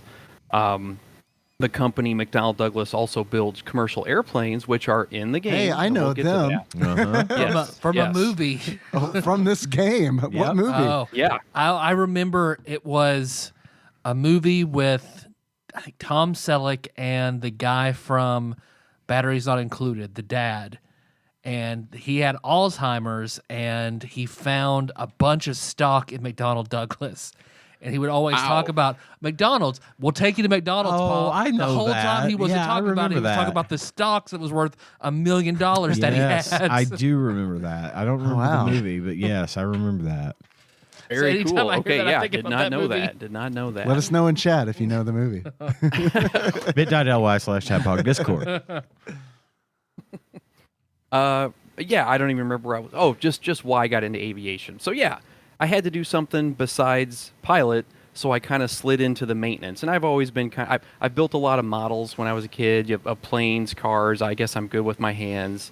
So aircraft maintenance seemed to be the next logical step when you can't be a pilot. So it was kind of like choice number 2 in the draft for career is what I wound up taking. And so then you found Aerobiz and was like, wait, this is cool. I could pretend to be an airline CEO. Basically, yeah. It was just kind of like, it was more like, I can't believe they made a game for like the 4 people in the world that would find it interesting. Exactly. And hey, there's 4 people can play the game at the same time, so that works out perfectly. There you go. We only have to make 1 copy. Right. So we may all live together. So yeah, like you said, Ian, these games are airline management simulators, business management simulators. Yep. You're handling all of the negotiation. Minutia You're right. Yeah, you of got flying planes. Yes, and there are different scenarios where they will tell you that you need to meet you have to make a certain number of connecting flights, and you'll have to meet a certain quota for number of passengers, or it might be you have to meet a certain profit margin. And it's all stuff that I don't have any experience with, and was very difficult for me. I know. I've lied on my resume. I lied on my podcasting resume. CEO of McDonald's Planes. It checks out. Whatever. Turns out one of the fastest ways to wreck your shit in both of these games is to lay off Chris Edler and lower your repair budget. You are takes gone your shit real after fast. See, I was struggling with something else because in that you bring up the budgets. Yeah, you have there are 3 different budgets. There's the maintenance budget, the advertising budget, and then the service budget. And it's like I had the opposite problem where it's like I'm scared to lower any of these. Max. As you should be as an airline employee. Yes, do not shut that down. Yeah, but then meanwhile I'm like, shit. I'm hemorrhaging money. Yeah, what fucked me is I didn't really understand in the beginning of the game when I started it. I didn't understand how the slot system worked. You have to send out people to negotiate with airports. They negotiate the number of slots you can have at the airport. And it's I didn't really have a gauge of how many I needed. So I was being you only have so many sales reps too to send out. Right. And I didn't see a cost for those either. So I was like, I don't know how much I'm spending. Give them all. I want them all. No, I would the opposite, which was a problem because my budgets were all max. So I'm like, I don't know. I guess 2 slots. So I'm buying 2 slots at all these different airports, and I'm doing really good for 2 years. And then what happens is the competing airline in North America, which is where I was based, was started booming, and I was like, "What the? How are they destroying me?" And I'm looking, like I'm looking, and it's like, "Oh, they have like 8 slots at every airport." Yep. Oops, I guess I should have bought more of those. And they're like, "Can I buy some now?" No, sorry, they're all full. And it's like, well, I guess I quit. Yeah. Because I don't. What can I do? go bankrupt. I'm done. Yep. So look at the box art for this game. I What'd you want think? this one first. Okay. Okay. The fucking box art for the Aerobiz. Tell me that this isn't a guy in the fucking World Trade Center getting ready to get hit by a plane. He's even holding the phone like he takes it away from his ear, and he's looking like, Jesus Christ, I think that plane's... That plane's pretty close. Doris? Is that plane close? He does. He looks like Michael Scott. I think the guy on the box looks like Michael Scott. That is the first thing I thought of when I looked at this box art. Because of the perspective, it looks like the plane is banking around, and it's in New York. You can see the Empire State Building in the background. I mean, I was like, this is crazy. It would make sense that that's where he is. I'm surprised. Right? I Yes, because I think you're smart to start in New York, obviously, but I mean, it's just like, you know, some conspiracy theorist out there somewhere had to have picked this as a prophecy, some foreshadowing. Thank you. I could. That's all I could think of. I know the evil vegan in the Scott Pilgrim game. Now he will have designed this game. So tell you. I mean, just take a good look at the box art and tell me that this guy isn't in the World Trade Center about to get hit with an airplane. I saw a TikTok about the first Mario Brothers movie. Like, this didn't age well, to where stuff is happening in our world that's happening in their world. It's like, what's happening over there? And the trade towers just disappear. Oh, it's like, oh, okay, that didn't age well. And then the one for Supersonic, I don't know. That one's even weirder in a different way. You've got like this woman standing right next to what looks like the same dude, so he must have survived 9/11. And well, hit that other building. I guess I'm safe then. He's holding his hand up like he's talking and gesturing with his hand, but honestly, it looks to me like he's demonstrating how he'd like her to stroke him off, because she looks like she's just, I don't know, like an android sex slave. Doris! It's Doris 2.0. Doris did not survive the first game, the 9/11 in the first game. So this is Doris 2.0. I don't know. The box art was just upsetting and disturbing to me. A little Gordon Gekko-ish. Ian, what bothered me was it's only like a year and a half difference between when these games came out, and the first September 11th box is kind of like normal time. The guy's talking on a cell phone. By the year and a half later, when Supersonic comes out, the guy's looking at a hologram, and there's some fucking space plane that never existed. Right. That's what bothered me. So it was the future. Mm-hmm. What bothered me was on the box art, the logo for Aerobiz, the O in Aerobiz looks like the plane's goatsy. It's like the designer was like, I know it would be cool. And it's like, that doesn't make sense. Making the O part of the plane doesn't make sense because planes don't have big O's on them. That's what they thought they'd look like in 2020. Maybe. Since that's a mode. I'm glad it says like business sim on the cover, so you don't get tricked. Right. Yeah, that is true. And I honestly do think, especially in the first game in Aerobiz, I feel like the art direction on it is it's done really well because it feels corporate.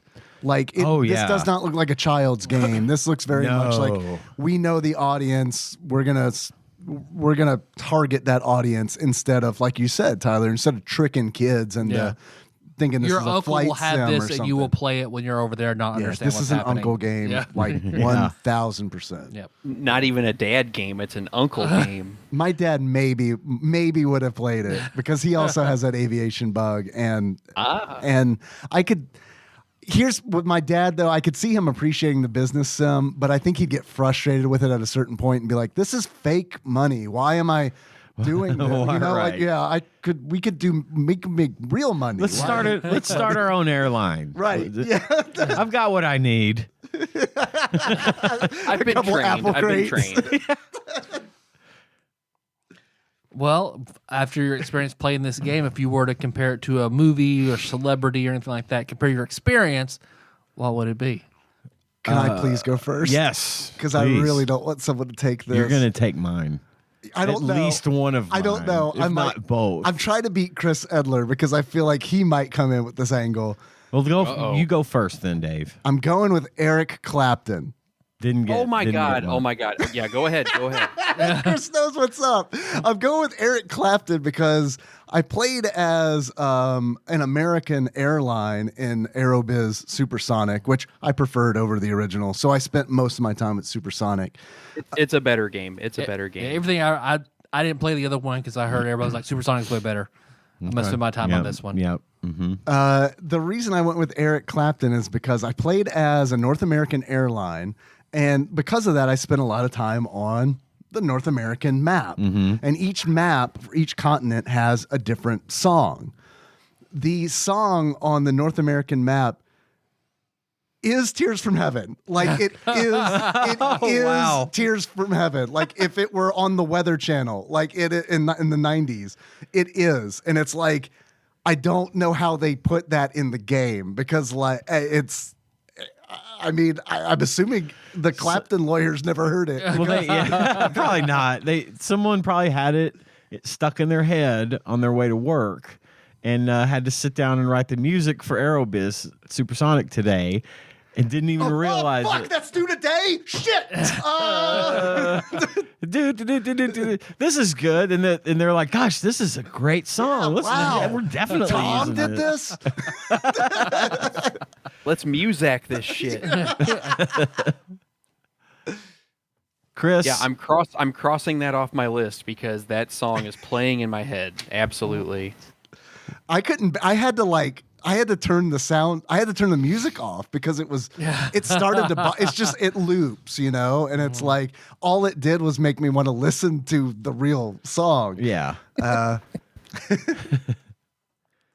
My movie pick of the week for this was Catch Me If You Can, starring Leonardo DiCaprio, because in this game you pretend to run an airline with no real actual knowledge of how to be an airline CEO, much like Leonardo pretends to be an airline pilot all throughout this movie.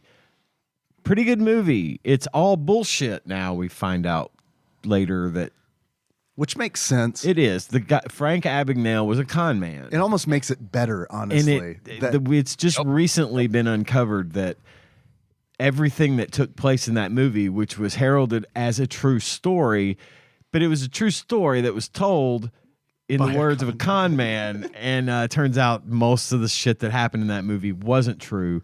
Doesn't make it any less of a good movie. In And I fact, think that's the moral. I think, like you said, it makes it a little better. That's the essential unreliable narrator. Yeah. So he made all that shit up and then became the FBI analyst based off fake information. And he still that does that gave. work, and that's good for him. He managed to get himself into a good, lucrative career. But yeah, that's the movie I picked just because, especially the airline stuff from the 50s and 60s when it was just in its infancy. Right, yeah. And it was such a big deal. And I love that era when we talk about if we're talking about airlines and travel, that era was my favorite to read and watch stories about. I'm curious how it really was, because I feel like it's idealized now. Oh yeah, it's probably. very super fucking sexy. You know, like anytime it's like shown, like, Austin Powers. yeah, I mean everything about it. I mean, like, and I know that people used to like dress up when they would go fly, like, you know, Yeah. men would wear suits and stuff. But like, I'm curious, like, They'd have somewhere to put their cigarette cases. right? Yeah, I want to know like what it. I wish I could go back in time Just and to like, observe yeah, and just see if it observe, was yeah. just really like that, or if that's the marketing from the 50s Right. that really. And of course, I'm a sucker for marketing. Sure. Have 4 Especially. cocktails with the pilot, then get on the plane, smoke a cigarette. Yeah. Well, and especially old school Mad Men style marketing that Right. was like super groundbreaking and creative, and they really threw their whole creative energies into everything, And I do think, it's like my grandmother's kitchen wasn't like the kitchen of the future that they would have in the little expos and fairs and Right. stuff that you would see. Right. In the carousel of You know, progress. Right. Yeah, Exactly. Exactly. It wasn't like that, but it was close. So it was the Do you guys want to know what happened? yeah. Yeah. So okay, the airlines used to be regulated by the government. So and I'm not going off on a crazy tangent here, but the airlines used to be 9/11, man. It's 9/11. I'm telling you. So the government used to tell a certain airline you can fly from here to here this many times a day.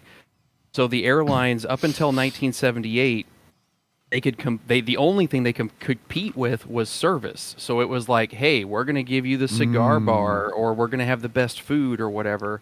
After 1978, the airlines were deregulated, and then it was just free for all. Like everybody's trying to go for the lowest price and fuck the next guy over. And that is why it changed from the 50s happy time to like cattle car like it is today. Wow. Okay, so it probably was fairly close to what we've been led to believe. I would tend to think so. Nice. Yeah, I mean, because that's all they could compete on was service, not schedule, and we'll not never flights. Experience that. Nope, it's gone.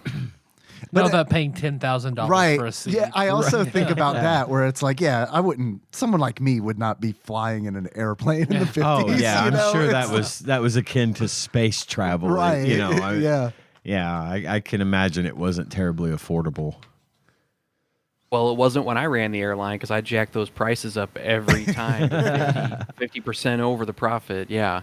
Tyler, what movie did you pick? So I have a certain celebrity in a certain movie. Oh, okay. So Leslie Nielsen in Airplane. God, Nice. Oh yeah. don't call me Shirley. So Leslie. So the game, Leslie Nielsen is the game. Dry, straight, stoic. But I think this game has still a lot of value and is fun. So Airplane the movie. Okay. So straight, dry, but still fun. Still a good entertainment. Right. Leslie Nielsen in Airplane. Okay. Okay. Chris, did we hit your movie? Not yet, and I'm gonna go a little more just straight laced here. Have you guys watched the movie Wall Street recently with Charlie Sheen and Martin Sheen? It's been a minute, but I've seen it. So a lot of the plot of that movie is about Charlie Sheen. His dad works for an airline as a mechanic, and Charlie Sheen, the stock trader guy, is bringing Gordon Gekko, the big corporate raider guy, and they are trying to fuck over Charlie Sheen's father's airline to make money. Yes. So I think the most straight-laced answer is Wall Street, because it is you're running an airline and you don't really know what you're doing because that character in that movie doesn't know what he's doing. Okay. Good pick. So what about a Nick Cage movie?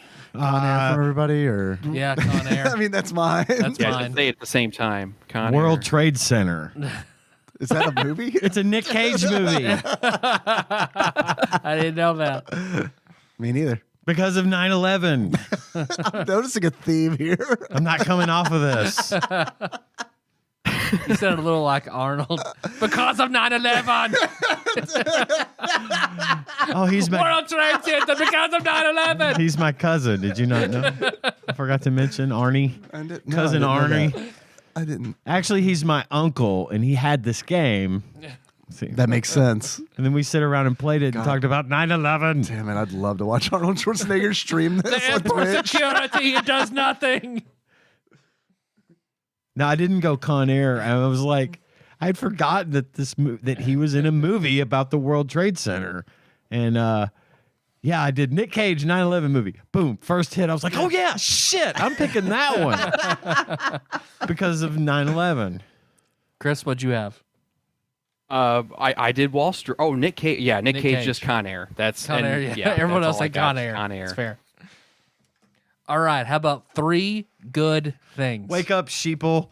It's World Trade Center. Nick Cage did 9/11. Wake up, sheeple. You guys might wind up Very drawing a whole insightful, different audience. Sharon. I don't care. We want people to listen. Bring it.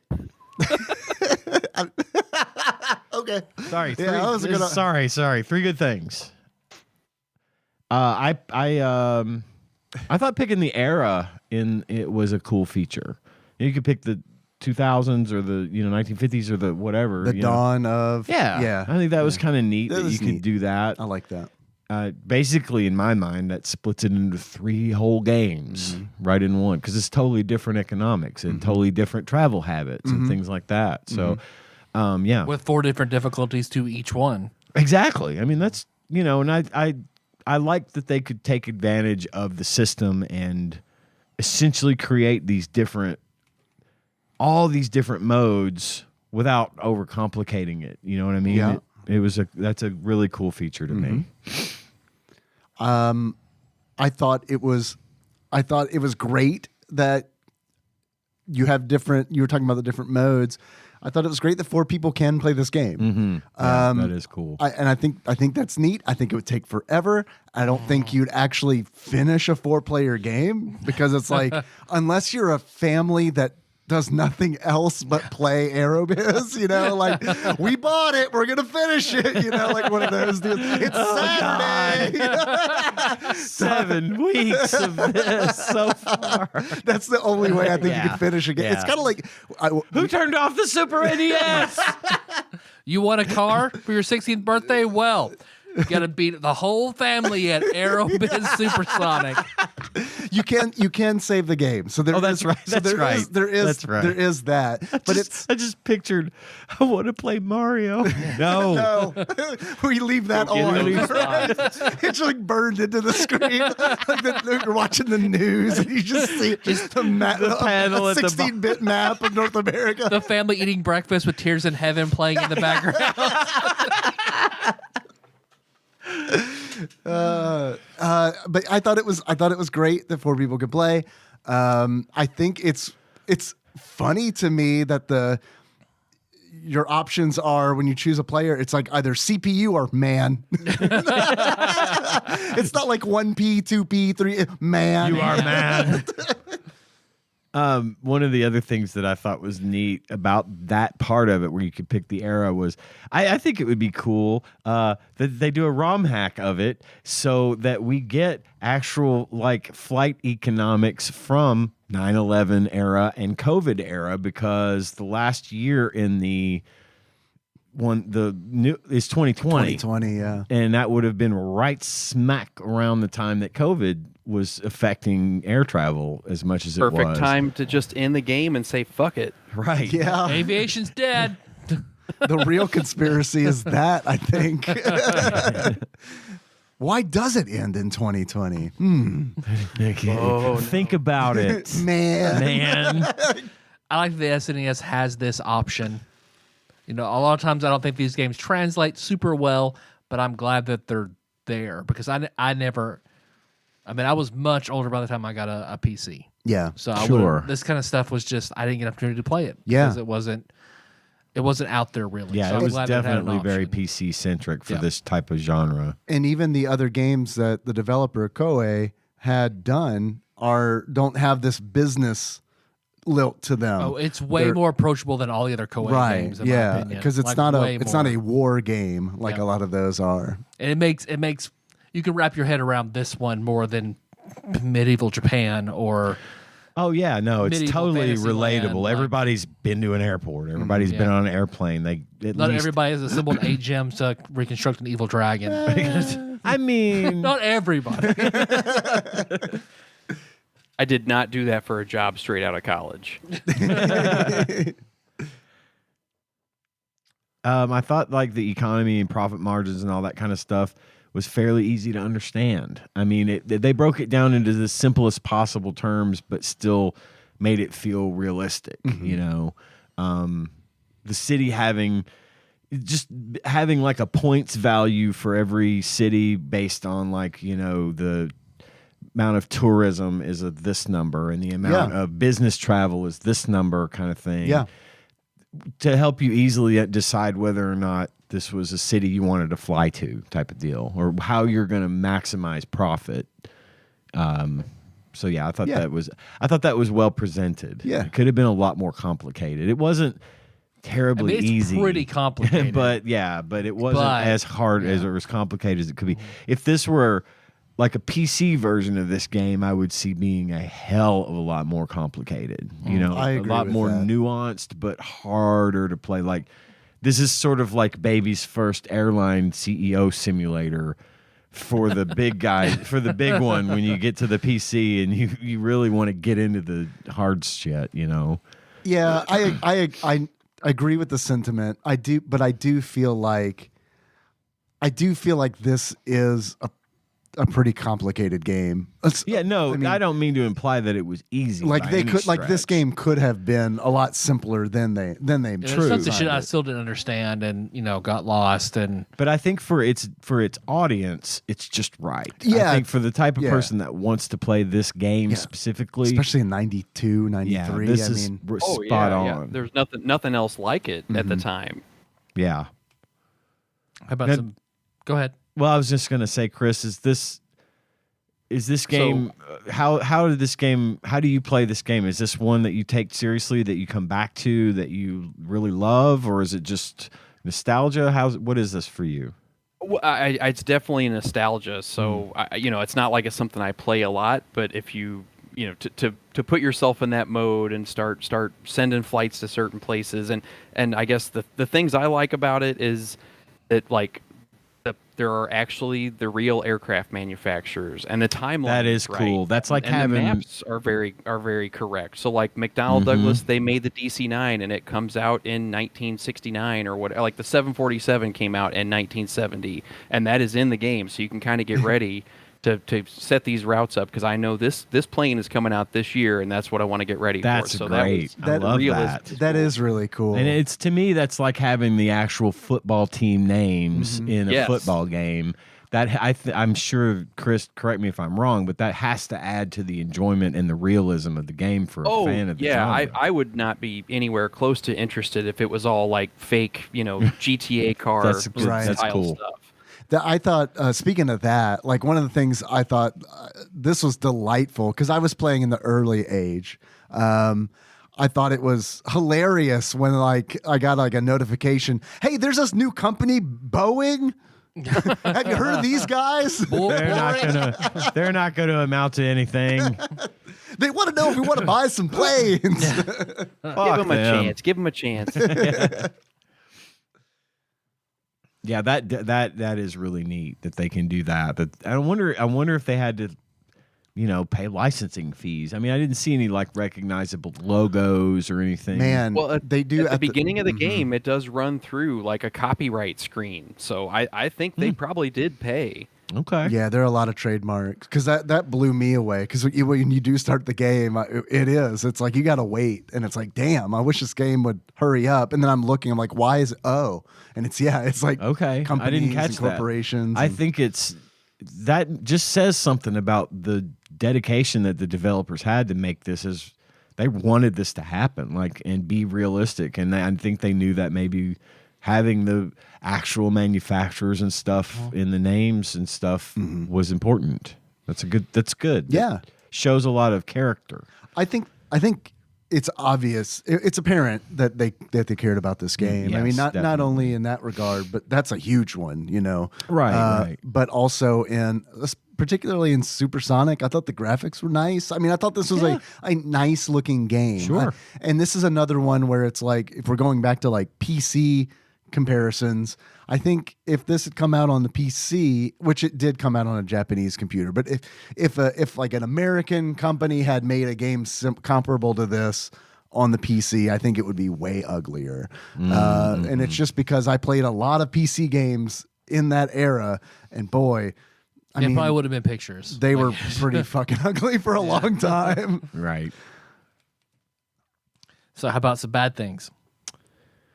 I didn't have a whole lot of complaints about it. I think that's because it's so genre specific, and that's really, or I say genre specific, I mean more like, I feel like first of all, and first and foremost, I think this one probably required the manual, like hardcore.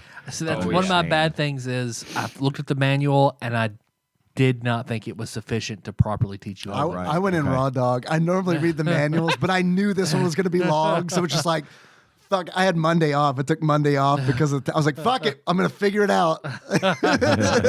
Dave, I am sorry for ruining your Monday to make you play this game all day. No, I mean, I enjoyed it.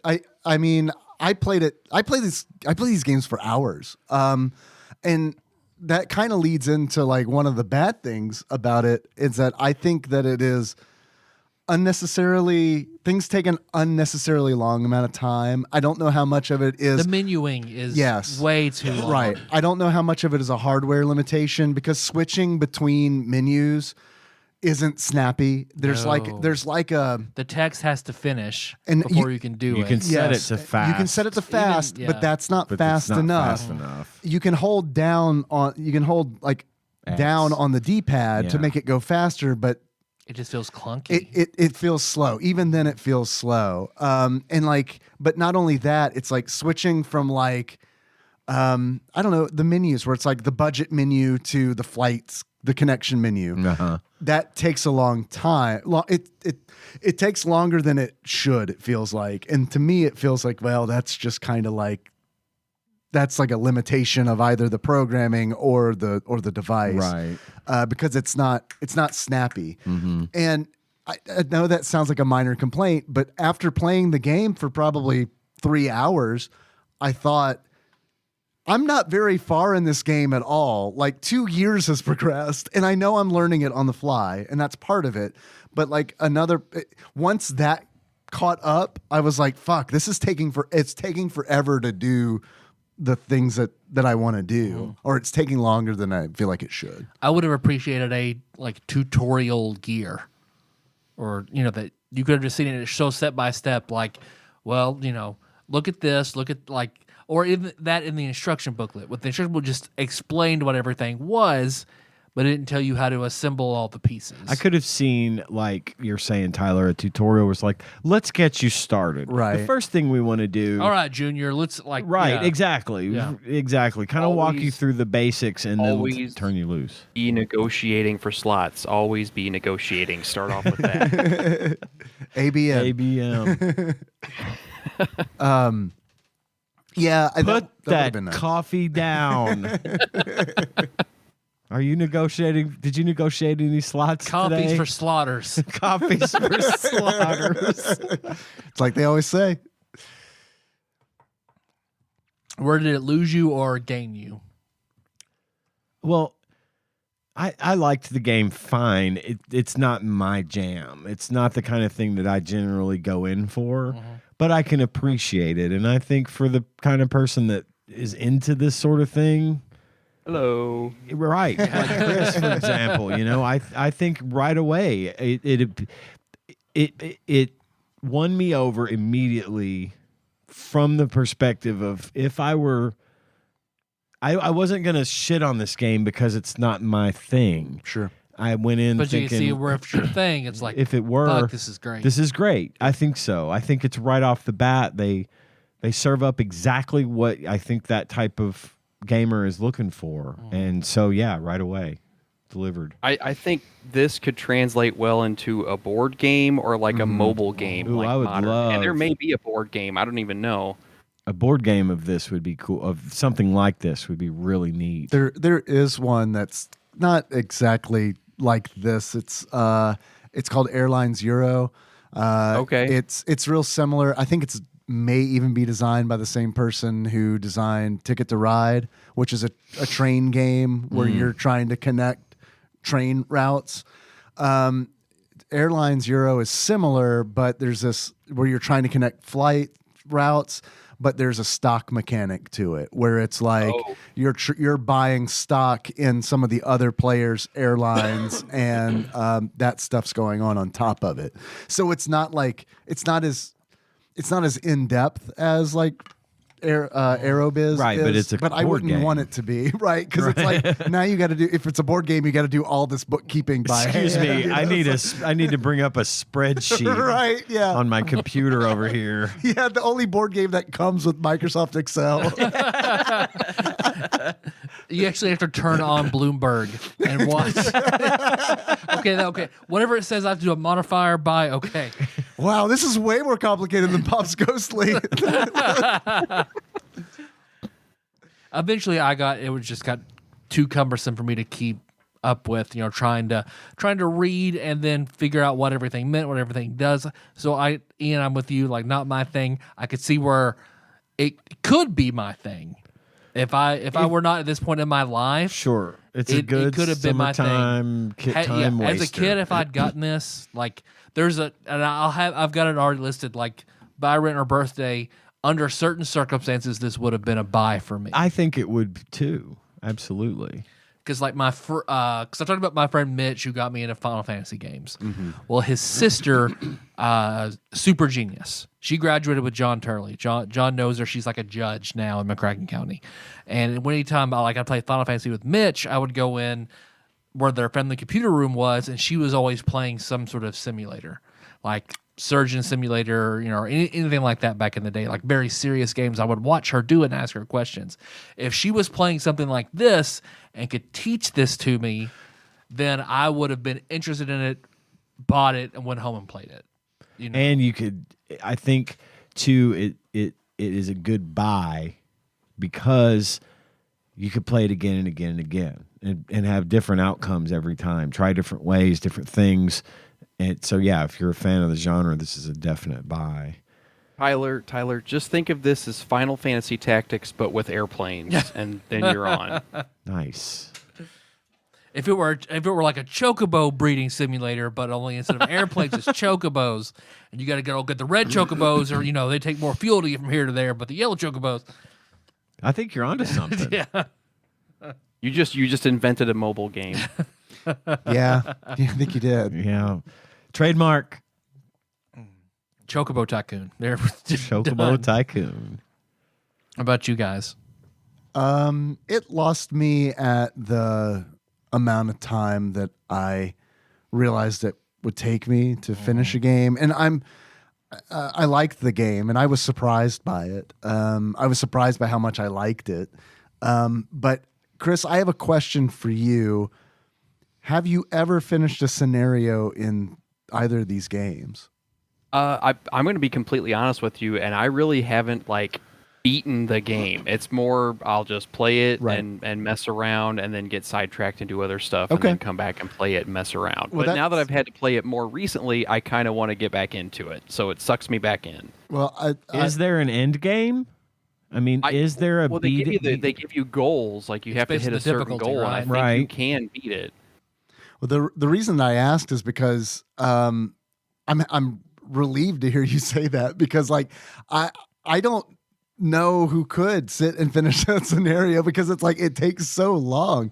But I agree with you, and I agree that this is a game that I feel like I could pick up, play for an hour, set down for 3 weeks, come back, pick it up, and then play for an hour, set it down. You know what I mean? I feel like I could play this over a very long period of time and never finish it, but still enjoy it. Does this game feel good? Does this game have? I didn't get super into it. I didn't spend a lot of time with it, but does this have sort of an autopilot kind of feature where not that I know of, and it would be nice if it did. You could set your budget and stuff, and then if you came back in 3 weeks, some time has passed, and Right. kind of like SimCity. Yeah, That would be a nice feature. Things keep going, and if you neglect it to come back long enough, your entire dynasty is in ruins. Right, exactly. I think if you had that and mouse support, I think the game would get a lot better. We talked about this last week as to whether or not we speculated as to whether or not this game had mouse support. Does it?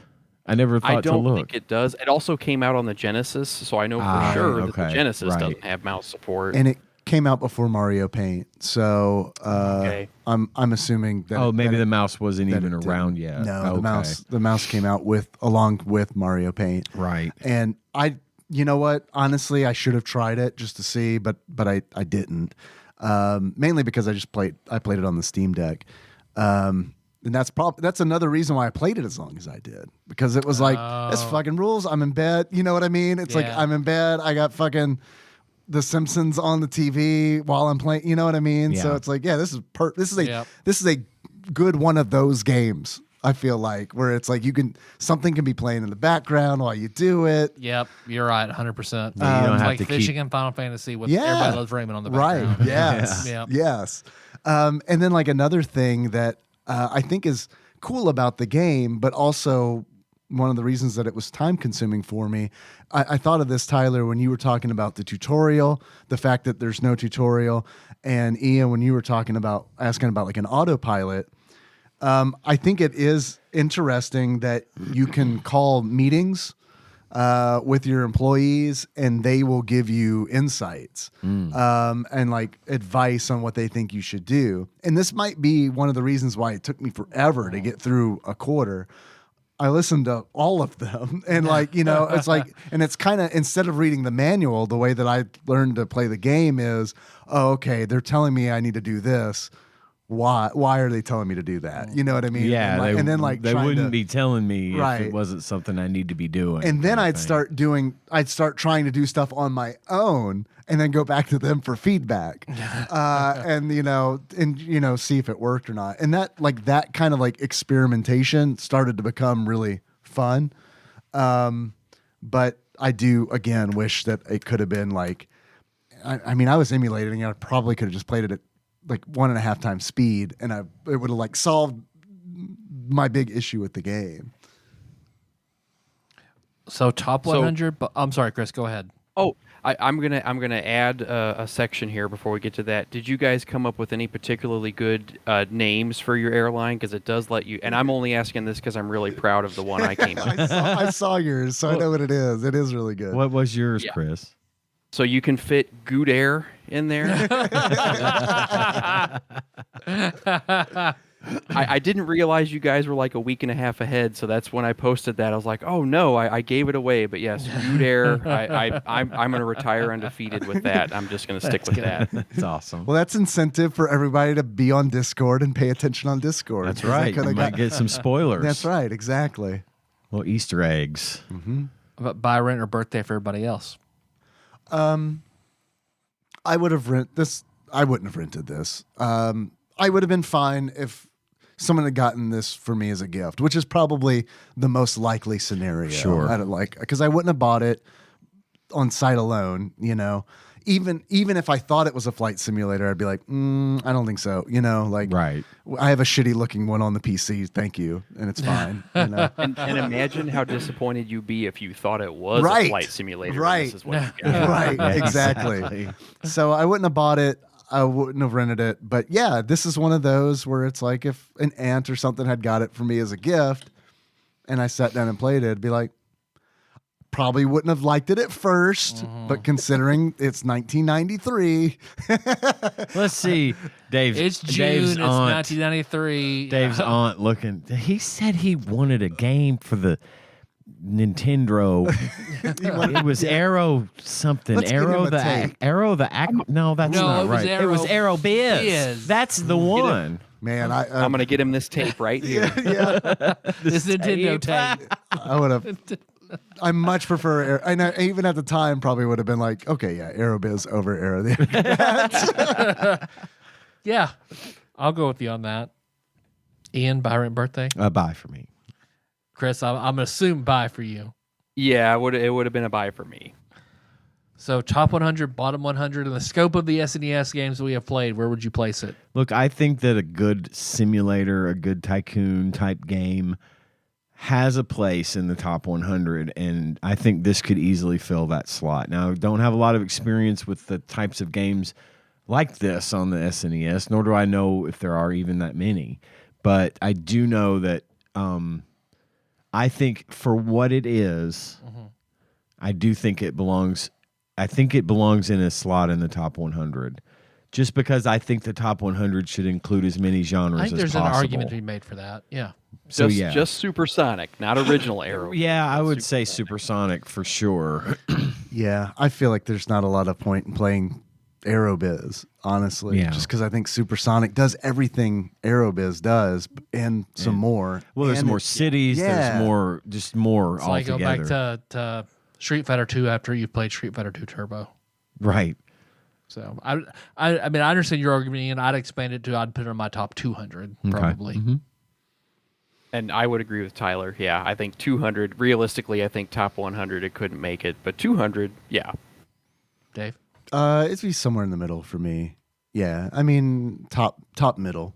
top middle. Yeah, and I want to apologize. I was way off in when Mario Paint came out. Mario Paint came out in '92, so Okay. Oh, so I don't know. Maybe it's hidden in there. Maybe it does would work. I should have tested it. But probably not. watch The Simpsons instead. Yeah. Well, we want to see how much it costs, Flopsy, all that. Yeah, how much do you guys think you'd pay for this game if you bought it loose? We could do each one if you want. How about we can start with Aerobiz? Let's see. I would say Aerobiz would probably be... Well, and I'm going to put that this game was 3 stars, uncommon, and that it would probably run today used $27. Okay. I'm not going to remember all this, unfortunately. I will. It's a lot of stuff. I'll change mine as needed to sound Please, right. Yeah. Please. It's not like we're recording it or anything. No. Oh God, we're not. No.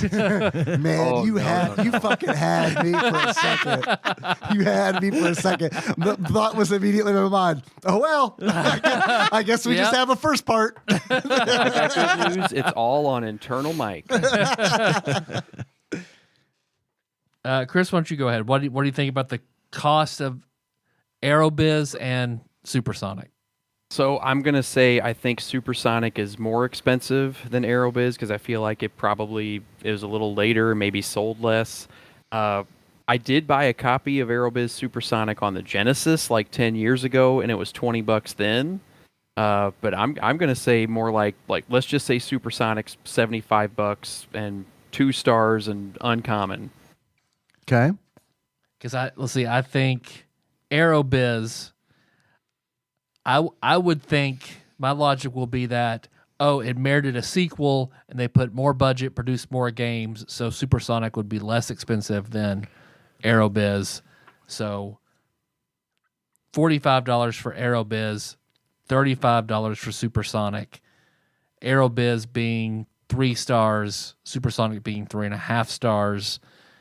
And I think one is Aerobiz is both I think are uncommon. I'm going to say that I didn't weigh in on Supersonic. I said Aerobiz would be 3 stars uncommon. I think I'm with Tyler that Aerobiz Supersonic will be 3.5 common and $20.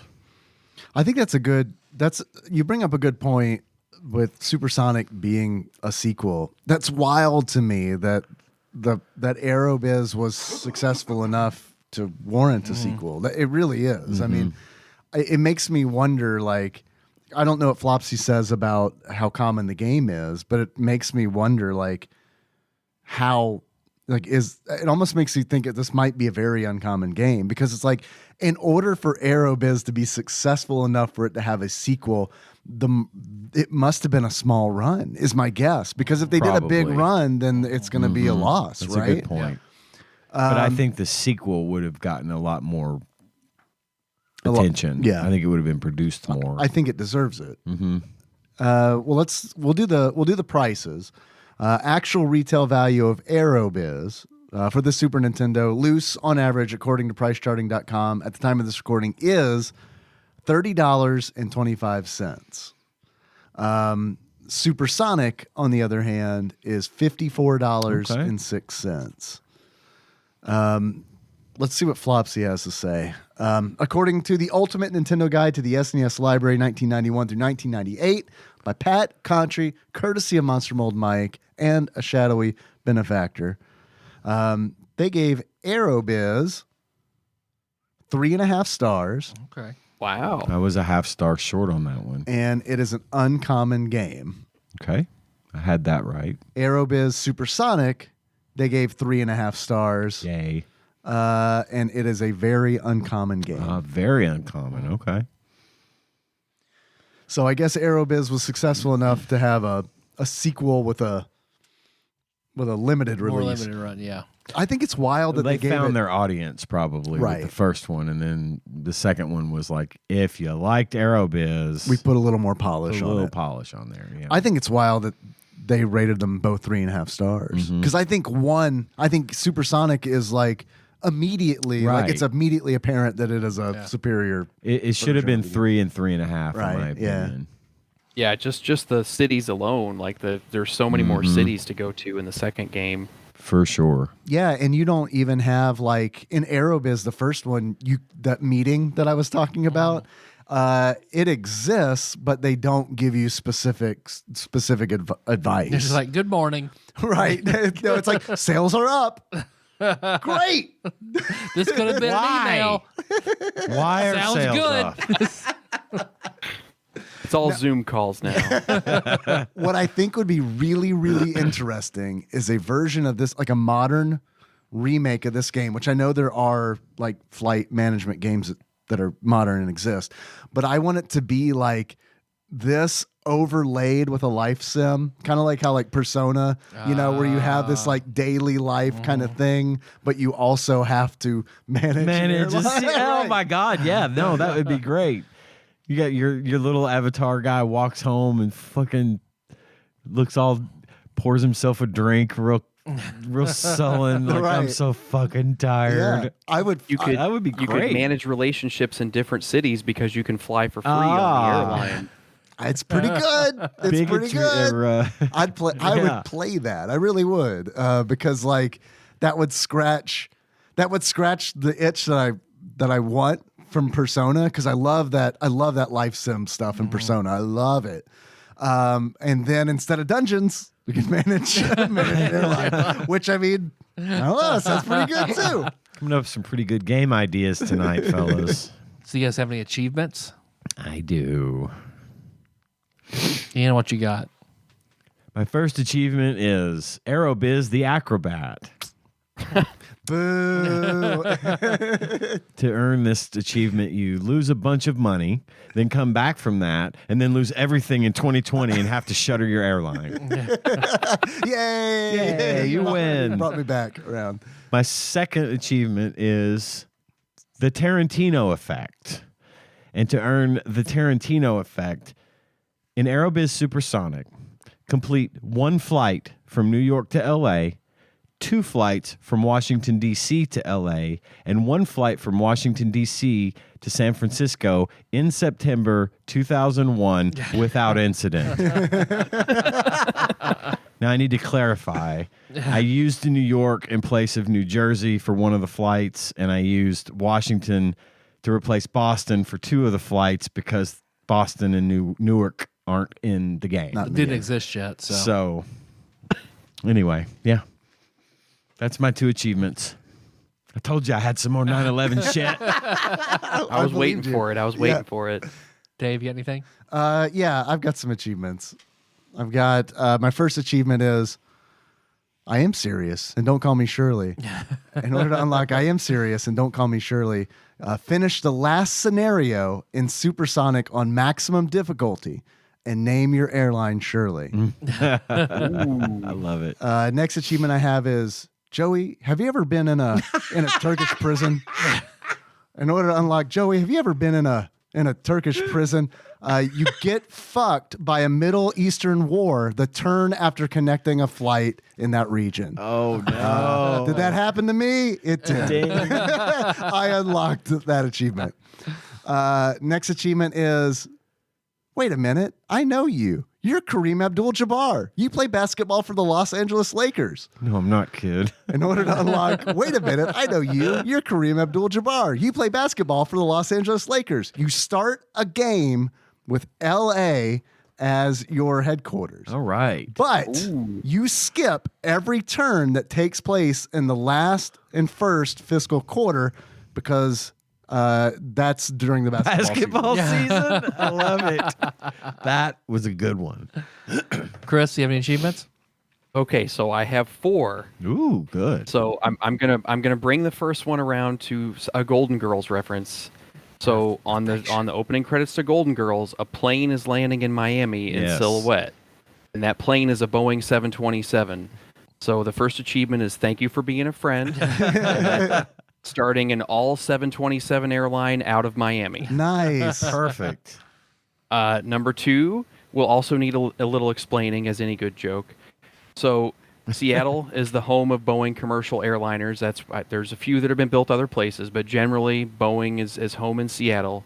So the second achievement is I don't want your life, and you unlock I don't want your life by making an airline and flying every other brand of airplane to Seattle, never giving them a Boeing plane once. Nice. I love it. Love that one. I thought after the Golden Girls and you started bringing up Seattle, it's like he's going Frasier. He's going Frasier. No, he went Thought Varsity about Blues. But it couldn't. Toss salad, ham and eggs. Oh man. Okay. Number 3. This is Return, but it's spelled RETVRN. So this is only play in the early era scenarios, the propeller era. I don't want to play future. Just give me that original prop stuff. Nice. And number 4 is The End of Innocence. And that's when you play your game, and when you get to September of 2001, you just take the cartridge out and fucking smash it. Oh, nice. Glad I wasn't the only one. That's what I got. That's good. Did a bunch of 9/11 shit tonight. I've got 5. Thank you. Never say that again. I'm glad I'm not the We're all only on one the who did a bunch list of 9/11 shit tonight. You might have just, can we just censor that whole, like just a long Nope. I'm not going to do it. Okay, at least do mine, please.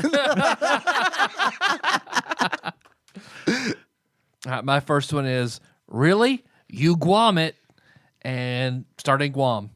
Oh, okay. Ooh. I bet that's really difficult. So Guam, the American Industrial Complex, buy from Lockheed Martin, All right. All right. and then the modern day Tokugawa Amitsu, operate exclusively in Japan, because he was the first emperor who did the isolationist policies and completely isolated Japan. That's good. Nice, Actually. that is good. The art of the deal, go bankrupt. Nice. Nice. And then in Russia, plane fly you. Win with a Russian airline. Hey. Nice. Good achievements. Very good achievements. Tyler, Yes, Dave. if you were to give this game a beard that sums up how you feel about it, what kind of beard would you give it? The tight trimmed mustache of one Sully Sullenberger. Oh, Sully. Yeah, He landed a plane. he did. It In had a gooses river. in it. If you were to give this game a pair of glasses, what kind of glasses would you give it? The flying goggles of the Wright brothers. Okay. Appropriate. No possum or anything stuck on them or No, nothing like I thought that. this game was better. No dead not possums the- needed. Not the smashed windshield of a plane running into the World Trade Center. Fuck. Do Well, you guys want to take a break and we'll hit Community Corner? you want to see what we're going to play next? Oh, yeah. Thank you. Let me go over and get this batter up peripheral. We're not done yet. We Plug still it got up. like 400 You're right. goddamn games to do. You're right. All right, plug it up. Put my head on it, turn my nose on a hole, Wild and Crazy Kid style. Say the prayer. We all love to say.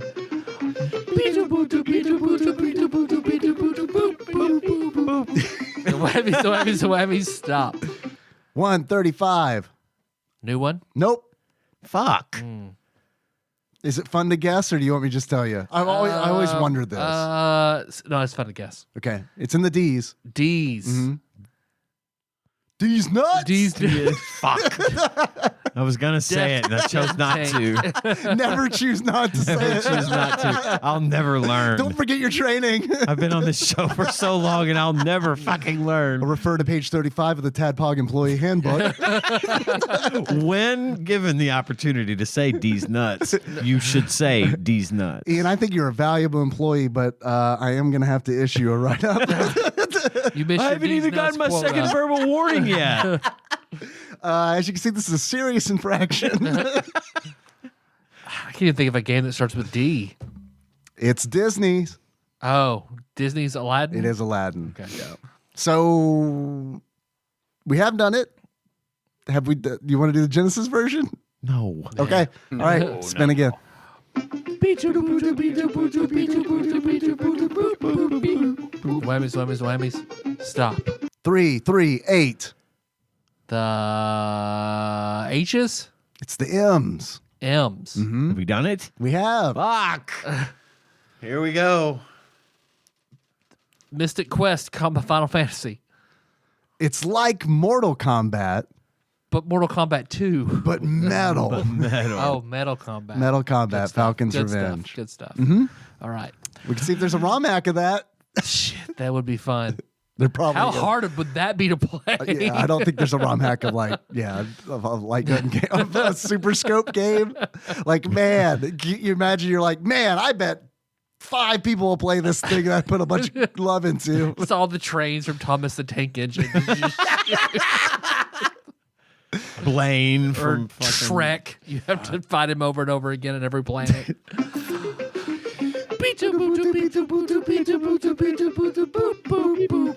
Whammies. Stop. 1. No 30 way. minutes European Prime goal. 1. That's not it. This is a North American only list. We've done it. We have. The Seventh Saga. Mm-mm. You're close. What is our most viewed YouTube video? Three Ninjas Kick Three Back. Ninjas Ninjas Kick Kick Back. Back. That's right. Ding. All right.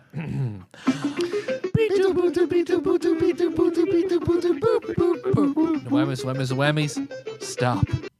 270. Have we done it? No. All right. It's It's also our area code. It's a yeah. Yeah, it is. Yeah, it is. Shit.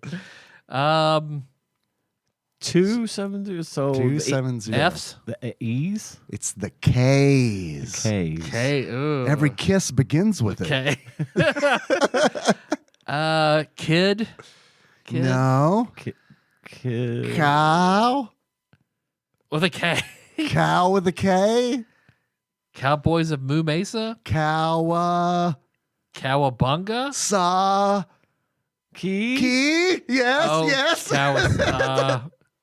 Kawasaki Caribbean Challenge. Oof. Okay. Oof. Kawasaki Caribbean Challenge. Sounds like it's going Okay. to be right up Tyler's alley. Let's do Yeah, it. hey guys, I'm busy next week. Bullshit.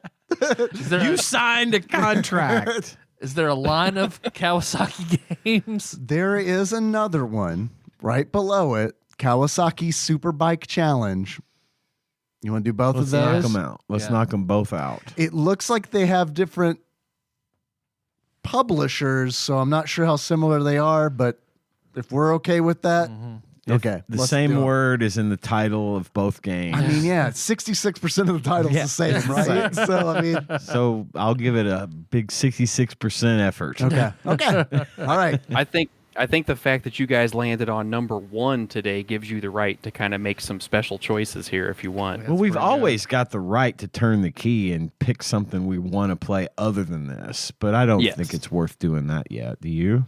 We're going to have to do these eventually. Yeah. And I'm always down to combine and knock out extra ones. And Yeah, I have a morbid curiosity about these games too. Like this definitely this hits me in a certain way where it's like, okay, all right, Well, in this is going to racing- be awful, but like how, like, Yeah. is it going to be Yeah. surprisingly like okay, or is it going to be like real fucking Or is bad? it- yeah. Well, and racing games are sort of in my wheelhouse, so I'm hoping that's what this is, and maybe We'll I'll get some see. enjoyment out of it. We'll see. We'll see. We ready to take Head- 5 and go Head on down to community get corner. to the community Sure. corner? Yeah. All right, we'll be right back, everybody. We better get back now, Joey. No, Joey can stay here for a while if you'd like. Could I? Okay, if you don't get in the way. Flight 209er to Denver Radio. Climbing to cruise at 42,000. We'll report again over Lincoln. Over and out. Wait a minute. I know you. You're Kareem Abdul-Jabbar. You play basketball for the Los Angeles Lakers. I'm sorry, son, but you must have me confused with someone else. My name is Roger Murdoch. I'm the co-pilot. You are Kareem. I've seen you play. My dad's got season tickets. I think you should go back to your seat now, Joey. Right, Clarence? Oh, he's not bothering anyone. Let him stay here. All right, but just remember, my name is Roger Murdoch. I'm an airline pilot. I think you're the greatest, but my dad says you don't work hard enough on defense. And he says that lots of times you don't even run down court.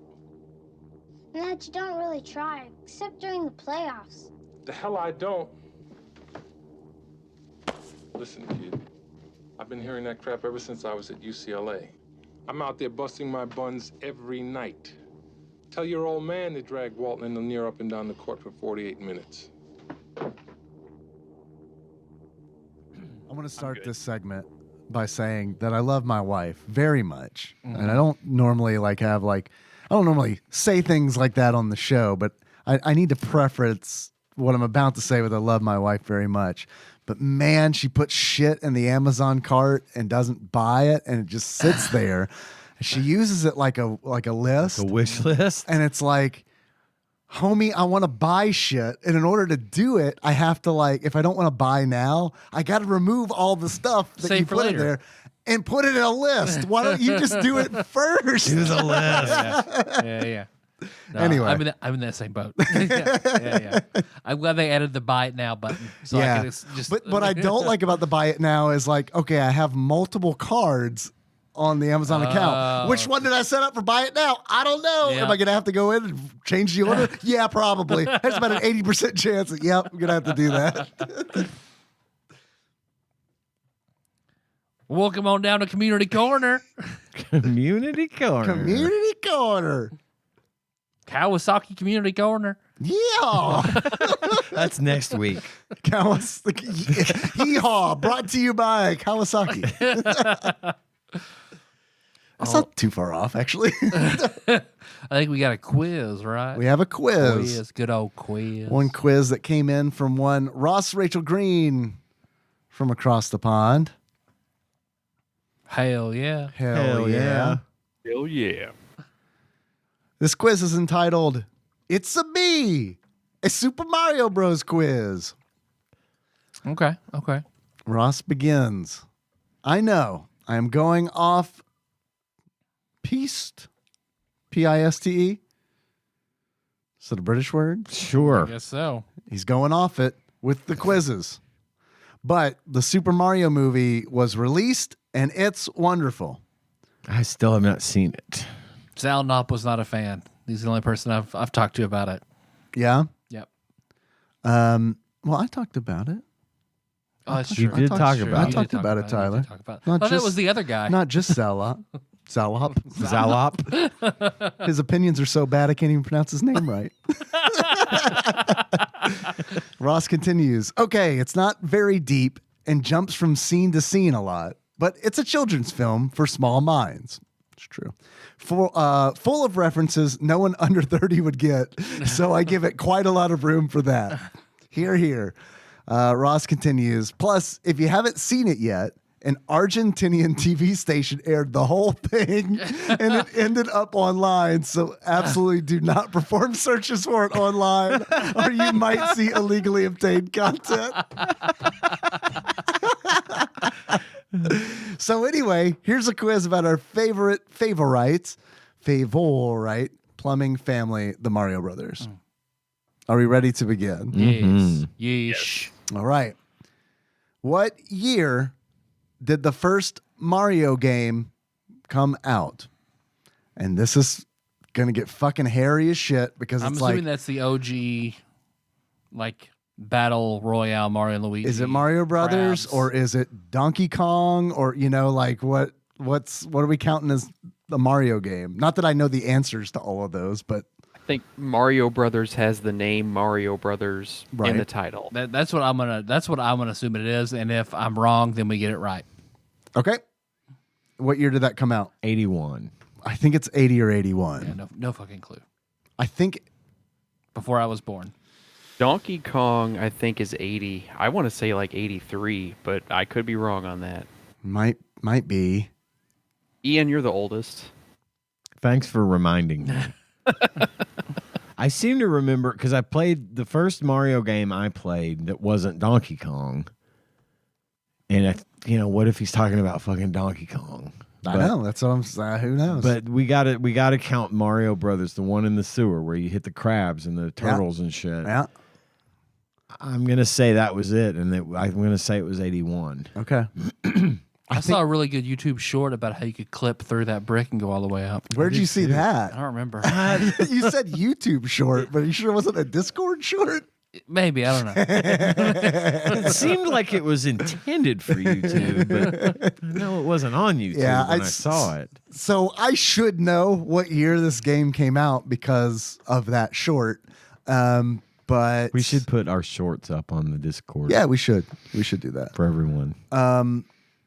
Or fuck, put on the Put 'em on TADPOG. fucking TADPOG YouTube, yeah. Dane.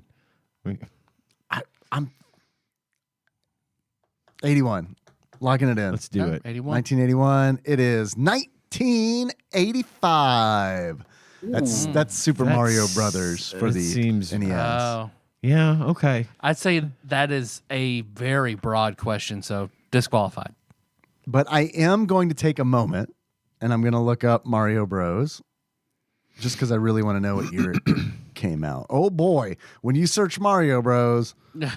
Argentina! Is a 1983 arcade game. So What's Donkey Kong? Donkey Kong. Conky Dong.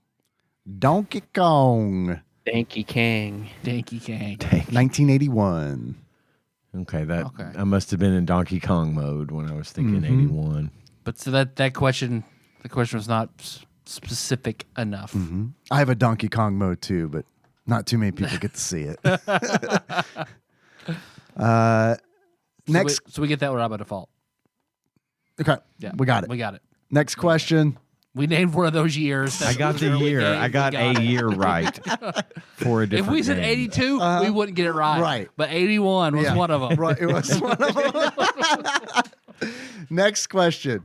How many levels were in the first game? Okay, so we're definitely talking about Super Mario Brothers at this point, right? Yes. 8 worlds, 4 levels per world, right? We're talking minus world. To 32. Oh, no. That's not a real world. I saw a YouTube short about that as well. That didn't get finished. Oh. And that's not, you don't count that. That's I'd hope not. No, you don't count that. If he does, though, we get it right. Right. Yes, of course. We'll get all of these right by things that we come up with. Yes. Yep. Right. So 32. So 32. Right? We Okay, good with yeah. this? Sure. Locking it in. It is 32. Okay. Bing. Next question. 31 if you count minus world. So it's a negative, so it takes off Oh, one. fuck. 28 if you do Japanese minus world, because there's 4 of them. There we go. Levels, Jerry. Next question. What are Goombas called in Japan? Karibu? Yeah. Yeah, Karibu. Locking it in. It is Karibu. Karibo. We're counting it. Yep. That's my accent. We're counting it. I said Karibo, but counting my country accent, Karibu. Am I studying Japanese? Yes. Should that be wrong? Probably. But it's right. Karibo. It means dirty underwear if you say it that way. Perfect. This works out both ways. Next question. What type of mushroom are Goombas based on? This is a Tyler. I feel like this is a Tyler question.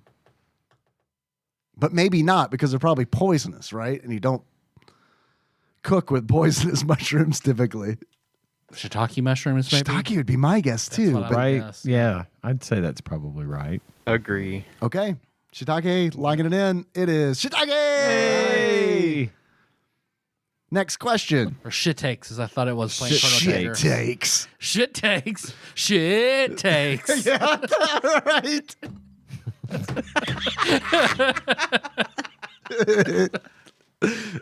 Man, that fucking shit take was extra shitty. Next question. Who is Koji Kondo? That is the composer of the music for a lot of Mario games. Specifically, I guess we're looking for Super Mario Brothers. Yes? Yeah. Locking it in. The game's composer. Yes. Okay. Next question. In the Super Mario Sunshine game, Mario uses a tool strapped to his back to clean up messes on Isle Delfino called Flood. What does Flood stand for? Oh, fuck. I know this and I can't think of it. Is it spelled like F-L-U-U-D? It's F-L-U-D-D. Okay. Double Yeah, deuce. Double FLUDD. toot. Little Estes device, right? Dispensing device. Yeah. I played that- Flour lubricated underwater dispensing device. Like the flour that grows or like the cooking flour? Both. Yes. And if that's not it, Ross is wrong. Because I can sort of see it. I am the Right. dispensing device. Mhm. I don't even know if dispensing device is correct. I think just that sounds assumed right. that's Yeah. Yeah, I played the L could be game liquid. recently, like 6 months ago, but I can't remember what it was called. I should know, but I do not. I mean, it's the least of the Mario games, so I think we could forgive ourselves for not getting it. Go for it. All right. Flour, lubrication, underwear. Fluoridated liquid urine dispensing device. Fluoride water is poison. Turn the frickin' frogs gay. Locking it in. It is Flash Liquidizer Ultra Dowsing Device. That's worse. I like that less than what Tyler said.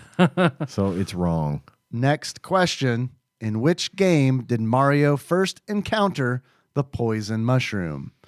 Lost levels. Super Mario Brothers 2, Japan. Otherwise, yeah, Lost Levels, right? Yep. Yep. Locking it in.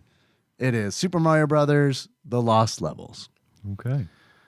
Next question. In which game did Mario get tired and take a nap when the player was idle? It's Odyssey, right?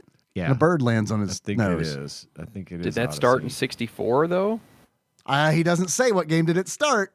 Okay, so we get it right no matter in what. which game did Mario get tired and take a nap when the player was idle? Because I don't think he does it in Mario RPG. I don't know if he does it in 64. He might. I think, that does sound It familiar. might be 64. I'm standing by he does take a nap in Odyssey, and he doesn't specify it has to be the first one. List every single game Mario takes a nap in. I mean, he does Mario's nap in Napping Mario, Simulator. in Mario RPG. Super Mario Brothers 2. He The sleeps whole at thing's end a of dream, 2, yeah. spoilers. Yep. Maybe that's it. Because the end game credits roll while the player's idle. You're not doing anything. He's you're, taking a nap. you're just watching the screen. So if it's 2 RPG 64 or Odyssey, we got it We right. got it right. All right, locking it in. Are we good? Yep. Yeah. All right. I love it. It is Super Mario 64, but he does it in Odyssey as well. And you didn't specify the first game in which he does it. Yep. So that we're the best kind of right, technically right. Next question. Also, great job, Chris. Next question. Which is the first Super Mario game? Now he's caught on. Now he's like, these motherfuckers, I bet in that last one, they're going to say Odyssey. And I didn't say first one. Which is the first Super Mario game where Mario's hat can be blown off his head? It's Odyssey. right? It definitely comes off his head in Odyssey. Oh, he but like, says the first. He this, does this say one, the first game. He's cottoned on retroactively. But you can't get it blown off in 64. He takes it off, but does it get blown off? No, it does. Because isn't there a level in 64 where you have to chase the hat around? I think Oh, you're the right. rabbit? I think you're right. I don't know. I'm not a. I finished 64. Other than that, I mean, I haven't played a lot of it. Galaxy. I mean, I think Galaxy's a good guess too. I think it's Galaxy. I say that because I don't feel like it would be the same answer for multiple questions. I don't know. It is Ross. It is Ross. Trixie. I bet it's Galaxy. Do we want to take a? I don't have a guess. So we got a Galaxy. I've never played Confession Corner. Never played Galaxy. I haven't either. Chris, so you're not alone. I've played it. Me, I you were in that finished it. corner. Don't remember the hat coming off. Also, don't remember the hat coming off in 64 though. So I have no idea. Galaxy. That seems like the best guess we got. Let's just go for it. Locking it in. It is Super Mario 64. Fucking hell. I said it first. It is true. And it is right. So, Ross, you're wrong. So you're wrong. Next question. In the original Super Mario Brothers game, Mario's iconic overalls weren't blue. They were like a reddish brown, like a brick red. Okay. Right? Mm-hmm. Canvas. Yep. Yeah. Okay. Locking it in. And the answer is red. Okay. Next question. Don't ask a graphic designer something about color, Ross. Next question. Destroy one forever. Sega or Sony? Sony. I'm going to destroy Sega. Sega did a good enough job destroying itself, Dave. I want to see a right. world where what else would have happened if PlayStation hadn't entered the market. I agree with that, but I don't want to live in that world. Yeah. I just want to see it through If I could like peek, yeah. crystal ball. If Sony doesn't, I don't think Microsoft does. So I would love to be playing a Dreamcast 5 right now, but yeah, I think you got to kill Sega. yeah. I like Sorny better. This is a genuine Sorny. What, you've never heard of Panaphonic? What's wrong with you? Next question. Destroy one forever. Hot dogs or hamburgers? Hot dogs. Hot dogs. I'm with hot dogs. 100% hot dog. Okay, it's unanimous. They're so much worse for you, and I don't think it tastes as good. No, hamburgers are amazing. I don't want to live in a world where there's no hamburgers. Fuck no, man. I would be if I knew that hamburgers could exist. Hot dogs kill a and lot that of they kids every didn't. year with choking. Yes. Yeah, I didn't think about that. I remember the day where we could stop cutting up a hot dog to give it to Henry, where it's like, you're good to chew this, right? Yes, you know this doesn't go down. Yeah. We had that with Cohen as well, so yeah. Making hot dog brunoise for Kenna, like little bitty hot dog cubes. with the hamburger. So, and with the temporary crown, I've been doing searches where it's like, okay to eat blank. So I did a search for okay to eat hamburger, and you know how Google will like give you a snippet or whatever from like whatever the top search or whatever it is. I laughed. I literally laughed out loud where it was, if you are adamant in eating a hamburger, you may do so, but chew on like, and it was like the fact of like, it was tailored for me. Like they knew that I was adamant about eating a hamburger. Just that language was so nice. Next question. Destroy one forever. Lingerie, boxer shorts. Boxer shorts. Boxer shorts, man. That's a fucking no fucking brainer for me. Agree. Who is it? I mean, we're talking about like lingerie, like, you know, Fredericks of Hollywood garbage, or are we talking about like? It doesn't matter to me. Yeah, it doesn't matter. More. It doesn't matter. It doesn't matter. Yeah, I mean the cheap shit. You mean the cheap, real slutty garbage shit? Yeah, the stuff where it's like we're wearing. This is like a one-time thing. Like this is yeah. Yeah, man. I hate boxer shorts. Like, I haven't worn boxer shorts since high school. I can't handle that kind of freedom. The freedom I like, and I know this is, I think, a Louis C.K. and Dane Cook joke. It's the water that just comes from when you're wearing boxer shorts. There's just water. I've done a boxer brief for years now. So boxer brief. Give me the middle ground. Mwah! Love a boxer. I'm there too. Yeah. Or if it's the weekend, fucking, it's great to go commando. Like, that's where I'm like, yeah, I love the freedom, because it's like, fuck, man, I don't have to. Bathrobe. That's it. Yeah, I don't own a bathrobe. Maybe if I did, it would change. It would change my life. But yeah, pajama pants or commando jeans. Thank you, Ross. Thank you, Ross. Thank you, sir. And thank you, Chris, for coming on. I'm glad I could be on this episode. We can't say it now. Can't say it this time. Try to say it, not stumble over it. Yeah. Yeah, that shit's on me. We'll figure it out. Do we have anything else we want to go over or mention before we roll into outros? Hope you bought a shirt. Hope you It's too bought a late. shirt. Yeah.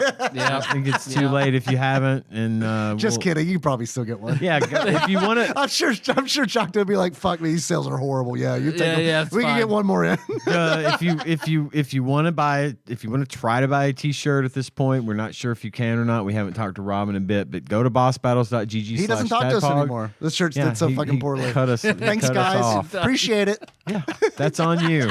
And thank you, Grim, for being our housekeeping angel, just sprinkling reminder shirts all over the Discord and on the stream. Yeah. But if you want to try that, go for it. bossbattles.gg/tadpog. If you are a donor and you want to order a shirt, you can get 10% off if you go to patreon.com/tadpog or pisstasters.com.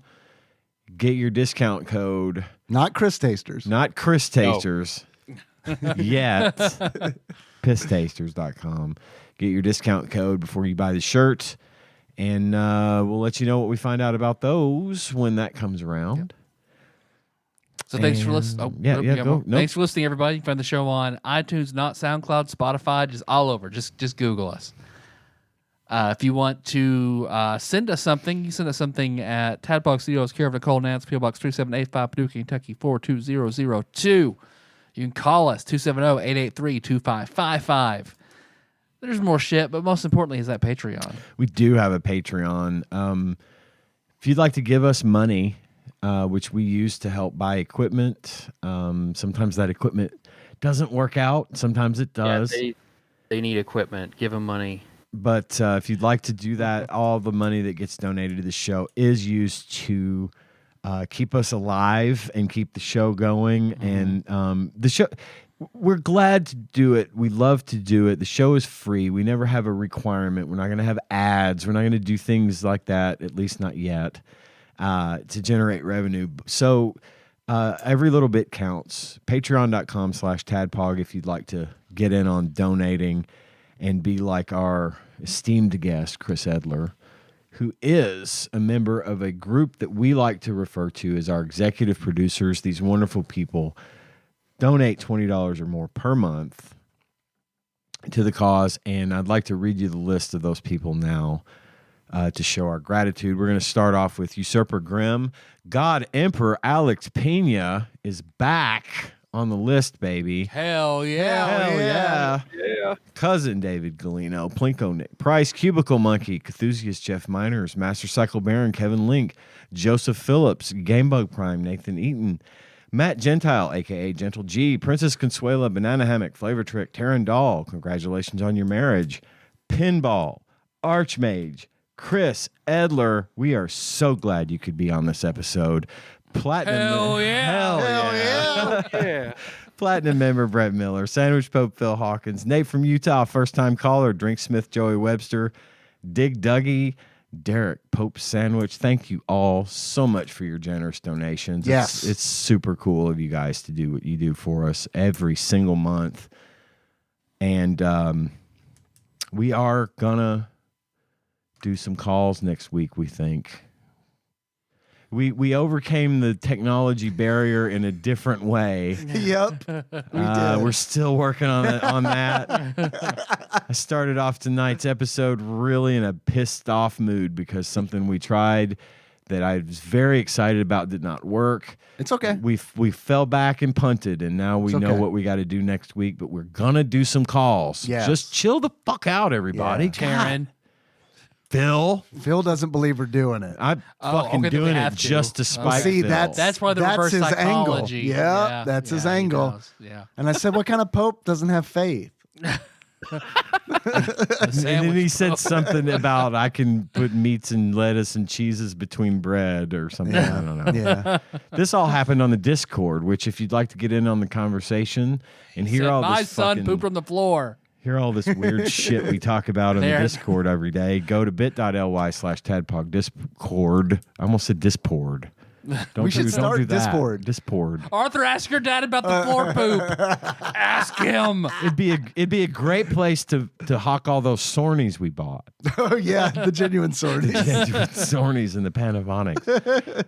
And last but not least, I do want to extend our eternal and everlasting thanks to Backlog Banisher Dane, who takes time out of his busy schedule every week to put our show up on YouTube. It's very, very nice of you to do this for us. And maybe we'll throw our we made an attempt at doing YouTube shorts. We were gonna put this into a whole thing, and it didn't work out. But we've got like 3 or 4 shorts that we finished. So maybe we'll throw those up somewhere for you guys to see on YouTube or maybe in the Discord. You could tell us how silly I sound talking about things that matter to me, I guess. I don't know. So anyway, spread the word, tell your friends, don't tell your family. They'll be ashamed of you if they knew you listened to this show. Wait. Just because ours would doesn't mean that theirs would. So go ahead and try. Sure, give it a shot. Use your discretion. Don't blame me right when they kick you out of the house forever. Or just be like my dad, Tyler, you doing the blog tonight? Yeah, I am. If they have any strong feelings about September 11th, maybe not this episode. Maybe don't tell them about say this anything episode. offensive Don't tell about Pete September Davidson about 11th. this episode. I didn't say that you did. I'm just saying. What are you trying to imply that September 11th might be a trigger for some people? I don't see how that's fucking possible. All right, you got me there.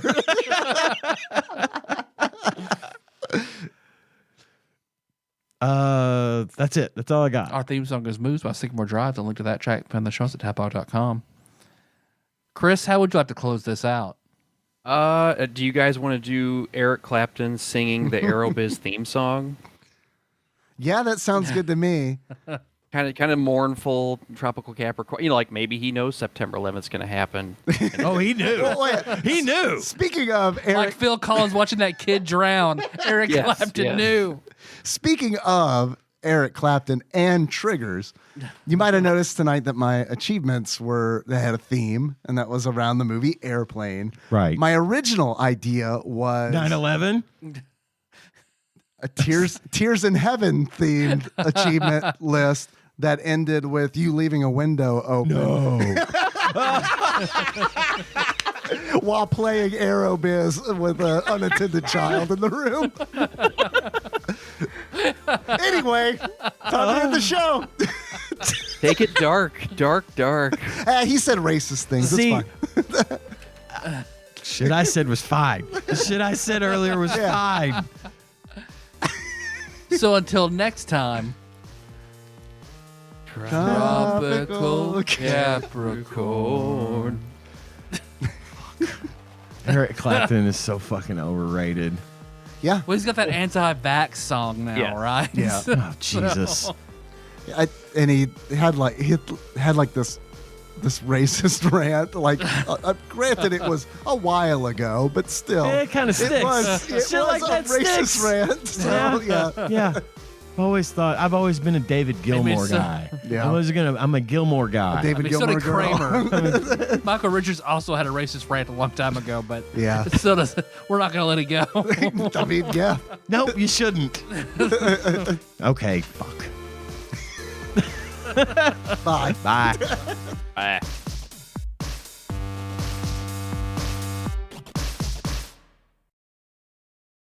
I had like 4 or 5 good stories of working at the airlines that I could have told you guys, but I'll pull that out next time. I've still got them in my quiver whenever the time comes. Okay. Well, you could tell us a story if you want right now. Just we could use it as a stinger.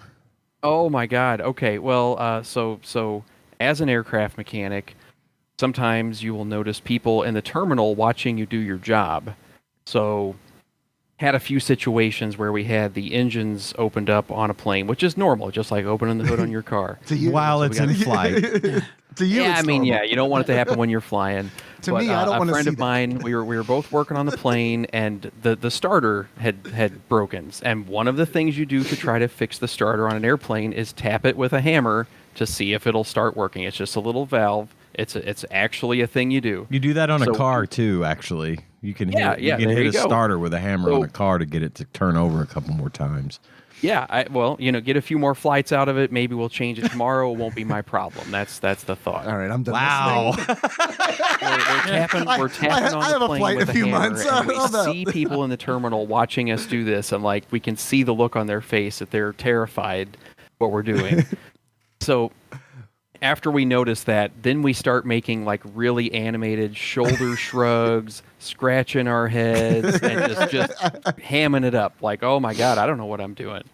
So yeah, we did actually fix the part by tapping it with a hammer. It did start to work. So after we scratched our heads and shook our heads and just looked like we didn't know what we were doing, we patched it back up and sent it on its way. So I'm sure we scared at least 4 or 5 people that You're day. scaring me. It was all in good fun. Everybody likes percussive maintenance. So yeah, stuff like that. So Were you working at the dressed as a airline- member of the Taliban while you were doing this? No, not at all. It's just, so think of you guys working at Apex with a bunch of like 20-year-olds and very little supervision. That was my time working at the airlines when I was up there. That sounds pretty great. Yeah, it was pretty fucking awesome. So, and maybe not a great thing to tell a lot of stories about, but it's been like 20 years, so I'm sure the statute of limitations is over for most of that stuff. Well, you didn't mention any specific places that you were working. Right. And 2 of them are out of business anyway. And I never did anything unsafe, but I did some funny shit. So. Nice. Load up the engine with silly string so that when it gets to 30,000 feet, they just explode silly string. Hey, everybody. Yeah, in like a happy way. Yeah.